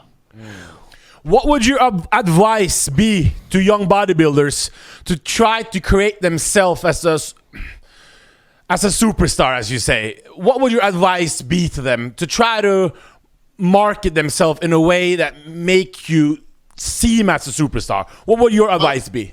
You have to create a following. You got to create your following by helping, offering help. Not trying to sell everything you do. No. Trying to create your following by offering help. And not what I'm saying by offering is not by responding to every message you get, because that's obviously not possible. No. But to do things like, online seminars where people can ask you questions and you answer the questions that you think are good to answer because, I see you do this. I see you do this every day. Yeah, I watch him all the time. This is what I've been doing because this is where people get some direct information. Directly from me without even knowing me. Put your personality out. Do live videos where people can literally feel like they know you, but they never even touch your hand. You know what I'm saying? And just be you. Try not to be somebody you're not, because a lot of people try to be fake. Because they're trying to create this personality that they're really not. Because sooner or later, it's going to come out. You know what I mean? Yeah. So you might as well be you, be straightforward, be who you are, and the people will love you for that, and some will hate you. And the ones that hate you are the ones that motivate me the most, because if you don't have haters, you have no success. Bit of a segue here. What was one of your most memorable moments from the press conference because I've been at some of them and I've seen some of the real funny questions and funny things that have happened that you've been right at the center of. What for you is one of the most memorable? For me, it was I don't know when it was. It was a few years ago when I asked Phil. I said, "Phil, who's your biggest competition today?" This weekend. Yeah. And I remember Phil said, "I don't see anybody. I'm just worried about myself and blah blah blah." To avoid the question, I said, "Okay, Phil, let me rephrase this question. If you wouldn't be competing today, who you think would win the show?" And he said, "Probably Dexter Jackson." I said, "So that's your biggest competition." I love when Dennis James grills him. When he doesn't want to answer, he's like, "Come on, man!" I love the one with Quincy Taylor and who was it? Didn't see that. Melvin Anthony. Yeah. Oh, what happened? I didn't see this. No. Silvio Samuel and Quincy Taylor talk about basketball players, and it was like, "You're short, you're a midget," and they went on and on and on. Oh man, that was great. When Quincy called Silvio an ankle biter. Yeah, ankle. That was a chaos one, man. I didn't see that. That was a good one. These guys, I have respect for all these guys, man. I know exactly what's going on. But the press conference was always something that should have been a little bit, because you see how many people show up for the press conference. And athletes don't like it. They don't like to sit there and answer all the questions. You know what I mean? But it belongs to the Olympia. You know what I mean? So it's much better they do tracksuits now. We used to wear suits. I love the and mess up the suit and the shirts with the Pro-Tan and all that. So now you can relax more. You know what I'm saying? So, but I just don't like the fact that everybody has something to say about whoever competes. Kick his ass. He can't beat me. And when the microphone is in front of them, they won't say it. They say nothing. Right. Yeah. Dennis, do you remember? This is why I got Sean last year. Sean be talking all that trash online about Phil, and he didn't want to say nothing. That's why I put him on the spot. Yeah. Jeremy Bundia is good at talking at press conference. He don't give a shit. He goes right at him. Yeah, he's a little hot tempered sometimes. and I know this is who he is, but I think he should probably take a chill pill every now and then and try to relax, because a lot of times he says things or does things that he probably regrets later, and this should be something that he should learn in the future. Just to think about it before you act right away, But he's very, very emotional, and he's, he thinks every time somebody says anything about anybody from physique that he has to jump in as Mr. Olympia or former Mr. Olympia and protect these guys, which is not necessary. Now we love Dwayne Quamina, but do you remember last year at the Olympia when he stood up at the end and I remember yours and Bob's reaction. It was very, very funny. It was I think he hinted when we interviewed him that he'd been put up to it. But do you remember that Dwayne Quamina at the end just stood up at the end? Do you remember? King Q, the audience, Dwayne King Q. It came from the audience. Yeah. What happened there? No, I remember that. Yeah, but it didn't really come across right though. No, in fact, I remember I was at the 2001 Olympia press conference and I was sat with and Kerry Kayes came and sat next to me and he said, "Giles," he says, "you're wasting your time." He said, "These press conferences are always dull as shit." That's what he said. And I think literally as soon as it opened, I think you had King Kamali having a go at Craig Titus. You had Sean Ray having a go at the judge in the audience who got taken off he says, she said, "Will you always come looking the same every year, Sean?" She got taken off the judging panel. That was supposedly one of the... And she literally died right after that. Oh. Yeah, she died in a fire, wasn't it, or something? Or... No, I thought she had a heart attack or something. She died in the garage. Yeah, I remember. She said something, and this should never happen. The judge should never fucking say anything at a press conference. It was especially now, you come looking the same every year. Do you remember King? So what does that sound like? Me, I have to hear this from a judge that's going to judge me tomorrow. I know. Everyone was sinking in their seats. But I remember. Do you remember Ken Jones stood up in the audience in his little denim shorts? And everyone was looking, and he was calling. I think who was he having a go? I think it might have been King Kamali. He was calling him an effing punk and all this, and everyone was like, "Who is this guy?" It was. Well, the other guy. That was what was that? That was 2001, I think. 2001. You were there. 2000 or maybe 2001 or 2002. This guy from New York, the tall, big dude, Sean. Not Sean Allen. What's his last name again? Sean Allen. Sean Allen. Yeah. Sean Allen. When he came out, and said, "Yeah, it's all over for all the little guys." And I remember. Good time. I remember that. That was cool. Yeah, a lot of good memories coming from the Olympia, to be honest. Yeah. You know what I mean? So yeah, we'll see what happens this year. I think the storyline. There's no storyline this year because if Kai would come back. And if Phil would do it, that would be a fucking huge storyline right there. And I would be afraid that they might lose Sean Roden in a little bit when it comes to that. But, I still hope for Phil to come back at least. Not come back, but to do it. I don't know why everybody's asking for a comeback from Phil. If Phil doing a comeback, that means everybody else is doing a comeback. Yeah, he's not actually taking any time off. He just hasn't. Well, no, he only ever did one show a year anyway, really, apart from the old Europe a couple of times. So that means everybody that competed at the Olympia last year is doing a comeback. Yeah, a comeback. Yeah. I've been watching you for a while, and you feel like you're a little bit rejuvenated. There's something about you. What's your workout routine and diet approach, and also what keeps you this go-get? The go-getter in life, to go get it. Is there something what motivates Dennis James to have this ability? I'm not saying you're old, but a lot of people past 45 lose it. What do you do to keep this alive? What motivates Dennis James? I practice what I preach. Okay. Number one. And I'm motivated. I'm always motivated because I think it's easier to convince people or to teach people or try to give some knowledge to people if you still look like it. Yes. You know what I mean? I think it would be way harder to have conversations with athletes and give them an advice when I sit here looking like a walking jelly roll. You know what I mean? And they'd be like, "Yeah, wait a minute," But last year I had a couple of injuries. First injuries in my life. I never had injuries, so I tore my biceps tendon last year. Yeah, you had surgery. Sorry, I saw your arm in a sling a few weeks ago. I had surgery. I tore it at the FIBO last year, April 2018. I didn't train until June. I got surgery in June, biceps and rotator cuff. Ow. So I was out until October. And then I was cleared to go back to the gym. A week later, I break my skateboard wrist, my skateboard fracture. So I was out till January. You what? Sorry, you say skateboard? Skateboard, yeah. I thought you said skateboard. I thought, what are you doing? I thought we were doing skateboarding. The skateboard is a bone in your wrist. Okay. That's the only one with very little blood support. So there's a very, very good chance that it won't heal. Oh, shit. So I was in a cast for 3 months. And then when I got out of the cast, I was still not able to do anything because the wrist is terrible. So this didn't give me no issues, but this here gave me some issues. So I'm back in the gym now, finally. Okay. And this is why I probably rejuvenate, because now I can do what I always do. I train 5 days a week, Monday to Friday. And I just like to stay in decent shape. I want to look like somebody that's doing something.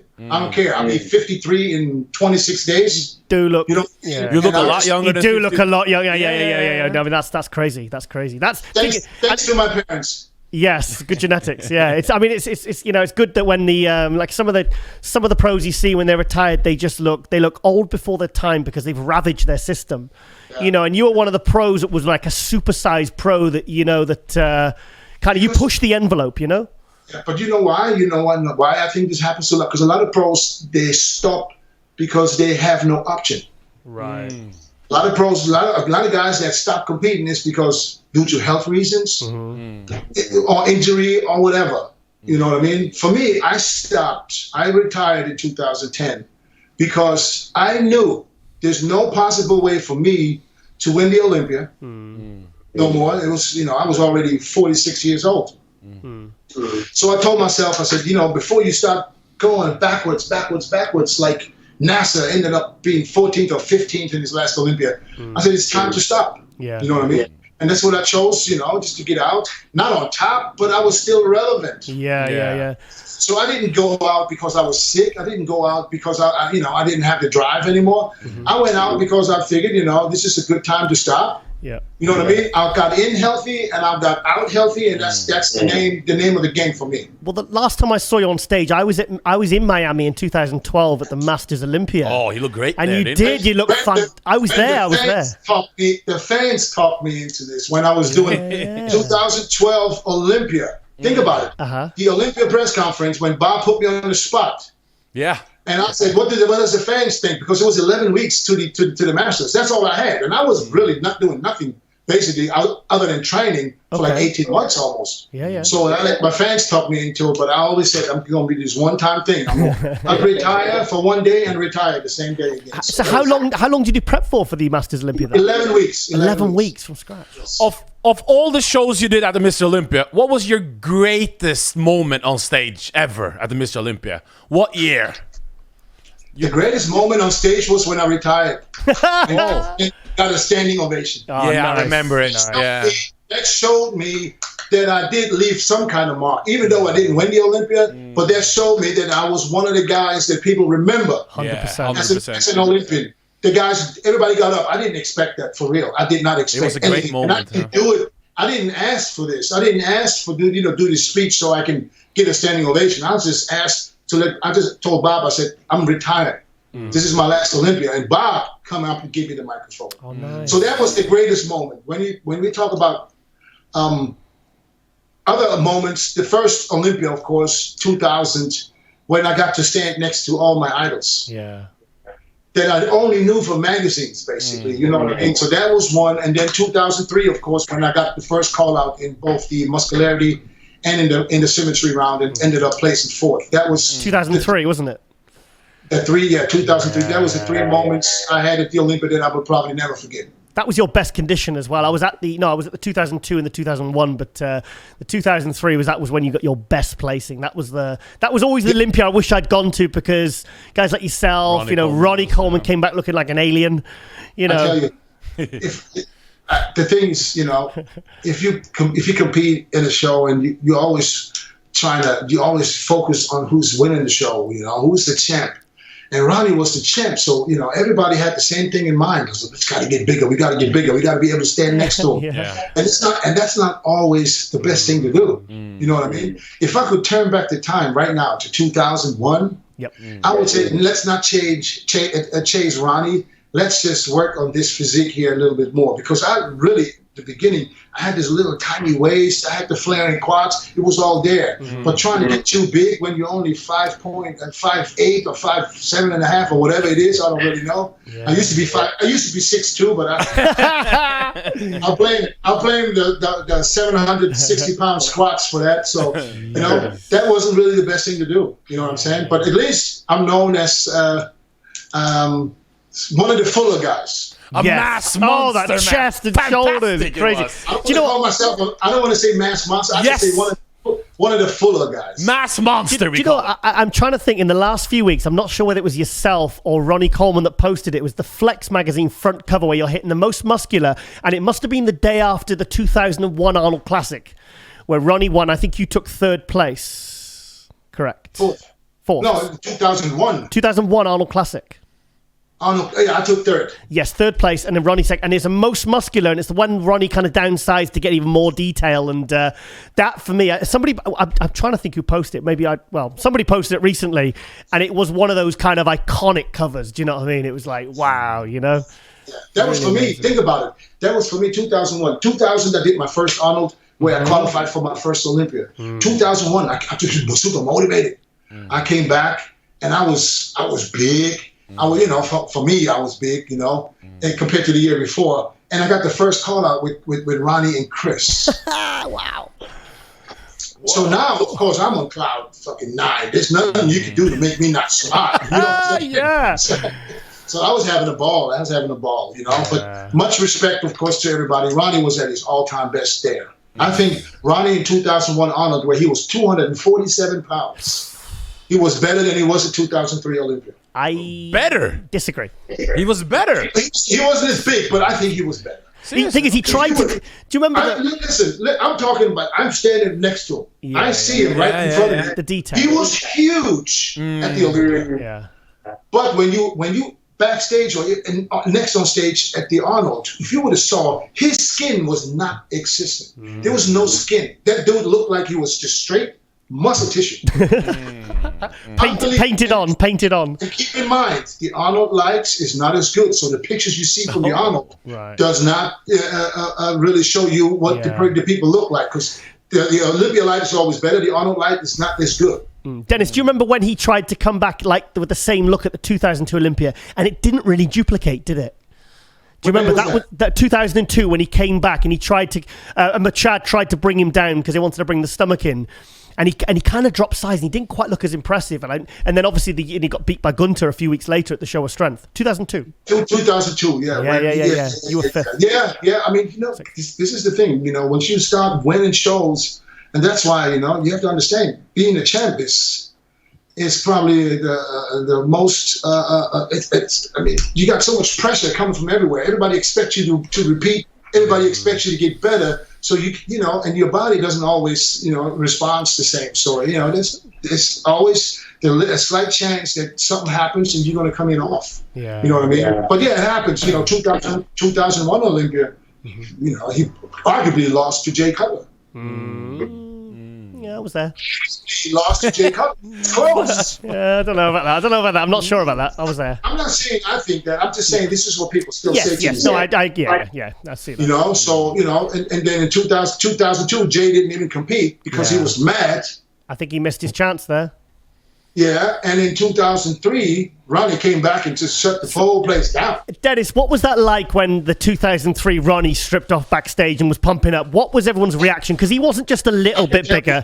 He was like 40 pounds bigger. I can tell you exactly, and I'll never forget this because we were that stage was set up a little different. So that stage, we had the backstage area, and there was in the middle of the stage, from the back, there was stairs going up. Yeah. And I remember after we did the mandatories, Kevin was either one behind me or one ahead of me. I don't remember. And then I remember Ronnie was standing there leaning on the rail from the stairs to go up like this. And Kevin looking at the back from behind. And Kevin said, like, look at this shit. He said, just like he said, I'll never forget his words. You can ask Kevin if he said that. I said, Kevin said, look at this shit. He said, just like a silverback gorilla. I never forget that. Unfucking believable. His shit was just hanging off everywhere. It was crazy. I just can't imagine what it would have been like when Ronnie kind of like, because obviously, you know, he lost to the Gunter at the Show of Strength, and he tried to come in smaller to get a different look, and then he just went, fuck it, I'm going to come back as huge as possible. I just think that's one of the greatest. It's one of the kind of the great storylines, like you say, of the Olympia. You know, there's always. I love that unexpectedness of the Olympia and how the champions. It's like, I mean, for all we know, Sean Roder could turn up and he could look absolutely insane in September. And I wouldn't be surprised if we're going to get a huge surprise at the Olympia this year. Oh, what would that be? Yes. What would that be? As a huge surprise in somebody coming in at his all-time best and upsetting the whole card. Oh. Like last year, really? It wasn't. No, come on. Stop it. Yeah, but Sean Roden's been the front runner the last 5 years. That wasn't that. I'm talking about somebody that was never a front runner. I'm talking about somebody. Okay. No, because I didn't even have Sean Roden in the run-up. People were saying, come on, what's your top five? And I didn't have Sean. I don't think anyone had Sean Roden coming into the top five. So that for me was. And why? Because he looked just the same as he did this time. This close to the show. He looked like this probably 8 weeks out. Yeah. Dexter told me, I guarantee you will not make top 6. That's coming from Dexter. What? Last year. Crazy, isn't it? Last year. So no, but I'm thinking somebody else. Like who? Like who? Who could be the absolute wild card? Shocking everybody. What about Ian Valerie? Cedric McMillan. Oh, could be that one. Cedric McMillan. If Cedric nails the condition one single time, let Cedric come in 100% peeled. Who would stand next to him and look good?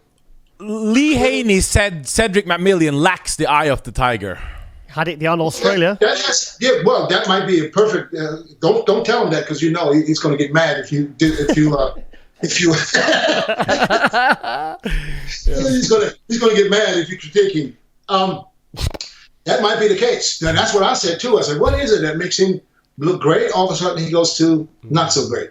Whatever the reason is, I don't know, and I don't really care. I'll just tell you that if he ever nails it, that's true. 100%. Yeah. Ooh. I've been saying that for years. I actually said about 4 or 5 years ago. I said the two that I feel could have the potential to have the knockout punch to take out Phil Heath were Sean Roden and Cedric. And then a couple of years ago, I said, you know what? I'm taking Sean Roden out of the equation after seeing him in 2017 because I didn't even have him top 6 in 2017. I had him in like 8th place. And I said, take him out of the equation. I think he's on the slide now. And but yeah, Cedric, 100%.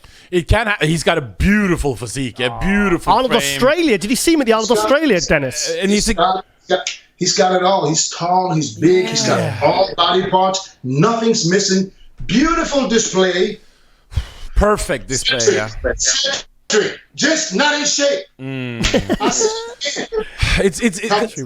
We just want. It's not that we doubt, but we just. In 2012, 2013, 2014, 2015, we really wanted him to. But nothing's happened, you know. We're getting tired of it, you know. I just want to see him come in really, really on one time. Because I guarantee you this will be something very, very, very good. One thing before we go. Don't you have something called Dennis James Classic? Don't you put on shows now? In Germany. Don't you put on shows now? That's my new thing. He's excited. Let's hear about that. I have now my 5th year Dennis James Classic here in Arizona. Oh. It's a pro-am. I do an amateur show and, of course, pro. And, you know, I usually put on a pro bikini. This year I switch to a pro man classic physique. Oh. And in Germany, last year was my first Dennis James Classic pro qualifier plus amateur show. Yeah. And because in Europe, you know, the shows was a little, you know, it was bodybuilding, but there was no people in the audience. Yeah. It was, you know, and I went, and I believe that if you do it the right way, you know, it can be done. And I literally went and booked the Frankfurter Jahrhunderthalle, which is a huge venue right close to the airport. And it's a very expensive place, but it holds 2,000 seats. Wow. And I sold over 3,000 tickets. 3,000 tickets? Pre-judging was like 1,140 or something. And final sold out with 2,000 First year. First year. Sold. There was no tickets available. People fucking begging me for tickets, but there was no more tickets. Wow. So it was an crazy event. It was unfucking believable. And it was literally, it was packed. Every seat was taken until the show was completely over. That is I had to keep the microphone and tell the people, please leave so I can get out. Wow. For being overtime. Yeah. Do you know if that because Adolf Burkhardt won the overall, didn't he? He won the overall in bodybuilding. I believe is Dennis Wolf prepping him now. So do you know what he's up to next, Adolf? No, Dennis Wolf is not prepping him. I heard he was. Sorry, my mistake. If that's not. Dennis Wolf is prepping Kudayev. I'm sure he said Adolf Burkhardt. I'm sure he did say we had Dennis on a few weeks ago, and I'm sure he said he was working with him or something. Yeah, I'm sure he did. That's new to me because if I look at Adolf's. Okay, well, maybe I'm incorrect. Oh, yeah. That would be a surprise because Dennis would have told me. Yeah. If I look at Adolf Burkhart's Instagram, Coach Dennis James. Oh, we got the last name wrong then. You got the last name. I haven't talked to him in quite some time, you know, but there's no show planned, so there's no need for us to really talk. So, you know what I'm saying? He's doing his thing. But if he is working with Dennis, then that will be behind my back. So he's Team Menace, not Team Wolf. When's the next time in? When's the next time in Germany we'll have the show? What dates are it? Usually you have it. November 9th. November 9th. James Classic Germany, and now May 25th, the 5th Dennis James Classic Arizona. Dennis, you have my WhatsApp now, and please send us any show posters, any details, because what we do is we do an intro, just myself and AJ, for about an hour every week, and we like to promote, and we can bring up Instagram, we can bring up video clips, so anything you want us to do, please let us know, and we'll promote it in the show and send you the video to tag and put on your social media as well. Absolutely. I'll send it to you. No problem. No problem at all. No problem at all. Do you want to finish off, AJ? Thanks for coming on. It's just great to see you still doing so good. We're really proud of you. You got a lot of fans, more than you know, around the world. And we just look at you as an inspiration. It'd be great to see you being this fit, healthy, smiling, and being part of the sport. And we love it. We wish you success. I appreciate that. Thank you, guys. I appreciate it. Yeah. And we'll come to Germany. This is the first time I was MD ever. Oh, wow. Thank you. I was a flex athlete for 15 years. From 1999 to 2014. You know what I mean? Yeah. I was with Flex. So, and even after that, I was still working for Flex, here and there. So I've never, ever had anything to do with MD. Wow. So, if you guys need somebody to talk trash or say whatever he wants to say, just holler at me. Dennis, I really appreciate it. I love the high energy. I love the enthusiasm. Yeah. It's kind of what echoes what we're kind of trying to do with the industry, and it's good to connect with people like yourself. And where can people reach you? Yes. What's your Instagram, YouTube, whatever, and who sponsors you, so we can give some shout outs? Of course, big shout out to official LWP for keeping me healthy. Yeah, we got GorillaWear, my sponsor. GorillaWear has been with me since 2014, nonstop. And of course, Dennis James Nutrition. Oh yeah, the pre-workout. I saw your pre-workout. You have a pre-workout now. Yeah. Yeah, I have pre-workout. I have a test booster, a fat burner, glutamine. We got creatine. We got whey isolate, hydrolyzed. I like intro amino drink. We got it all. Fantastic. Anything else you want to? Sorry. Yeah, whatever else. You can reach me, of course, at Big D James on Instagram, Facebook, Twitter, Snapchat. I don't do much Snapchat because this is. I feel like a little kid with the filters. That's for the teenagers. It's for the teenagers. He's doing selfies and I can see him with bunny ears and dog noses. Yeah. I can't do it with the voice changes and all that stuff. But like I said, that's how you can reach me. Yeah. I will put out, my videos where I answer questions. Yeah. I can't answer. People get mad at me. Sometimes I read a comment. Why you don't answer my question? I didn't see your question. So, because I'm not a computer. I see all the questions that come in. So I will probably put out another picture where they can ask me questions, and then you can see how I answer them.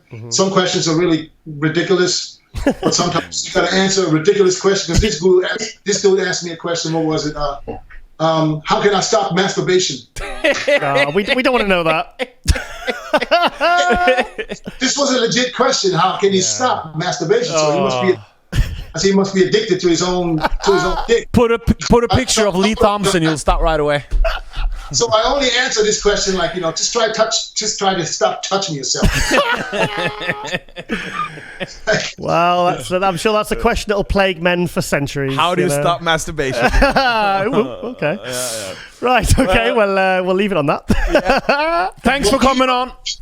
Keep up the great work, guys. Thank you. What I mean? And like I said, if there's anything you guys have any interesting shows you want, give me a shout out. I'll be on forever. There's no problem. Easy work. Really appreciate that. Thank you. Dennis the Menace, big thank you. And we really appreciate you taking the time coming on. So you've been a fantastic guest, and can't wait to get you on soon. Now I have a question for you guys, though. Oh, come on then. Where can fans see this? Where can they see this interview? It's on YouTube. It's available as an audio downloadable on iTunes, SoundCloud, Pandora, Player FM, and obviously we're on musculardevelopment.com website as well. So. Okay. All right. Sounds good. Okay then, Dennis. Bye. Cheers, mate. Bye. Thank you. Thank you very much. Bye-bye. Peace out. Bye-bye. Great. So I just shut great. Down. Yeah, that's our last one of the day. No, it's not. It is now. Yeah. So, what a fantastic guest. Fantastic. Dennis James, a legend. That was even better than I expected. Such a high energy. I love it. 53, and he's as soon as he started, 53. But as soon as we started, I could see that there was a real dynamic kind of And I enthusiasm. just love the go-get-it attitude. Yeah, that's what. All those sponsorships he has and shows he puts on at Olympia every year. Yeah. Still in great shape, training, looking huge. Him and Bob do such a good job. Honestly, that is probably one of my favorite bits of the Olympia. Is watching Dennis and Bob go at the athletes, because Dennis is kind of like a bit more cheeky and Bob's the more kind of the political. But the way those guys work, like a good kind of banter like we have, it's kind of good back and forth. They kind of gel, those two. They're fantastic at what they do, and it's so good to see sellout shows. Still, like you said, still sponsored. How many people did the Germany show?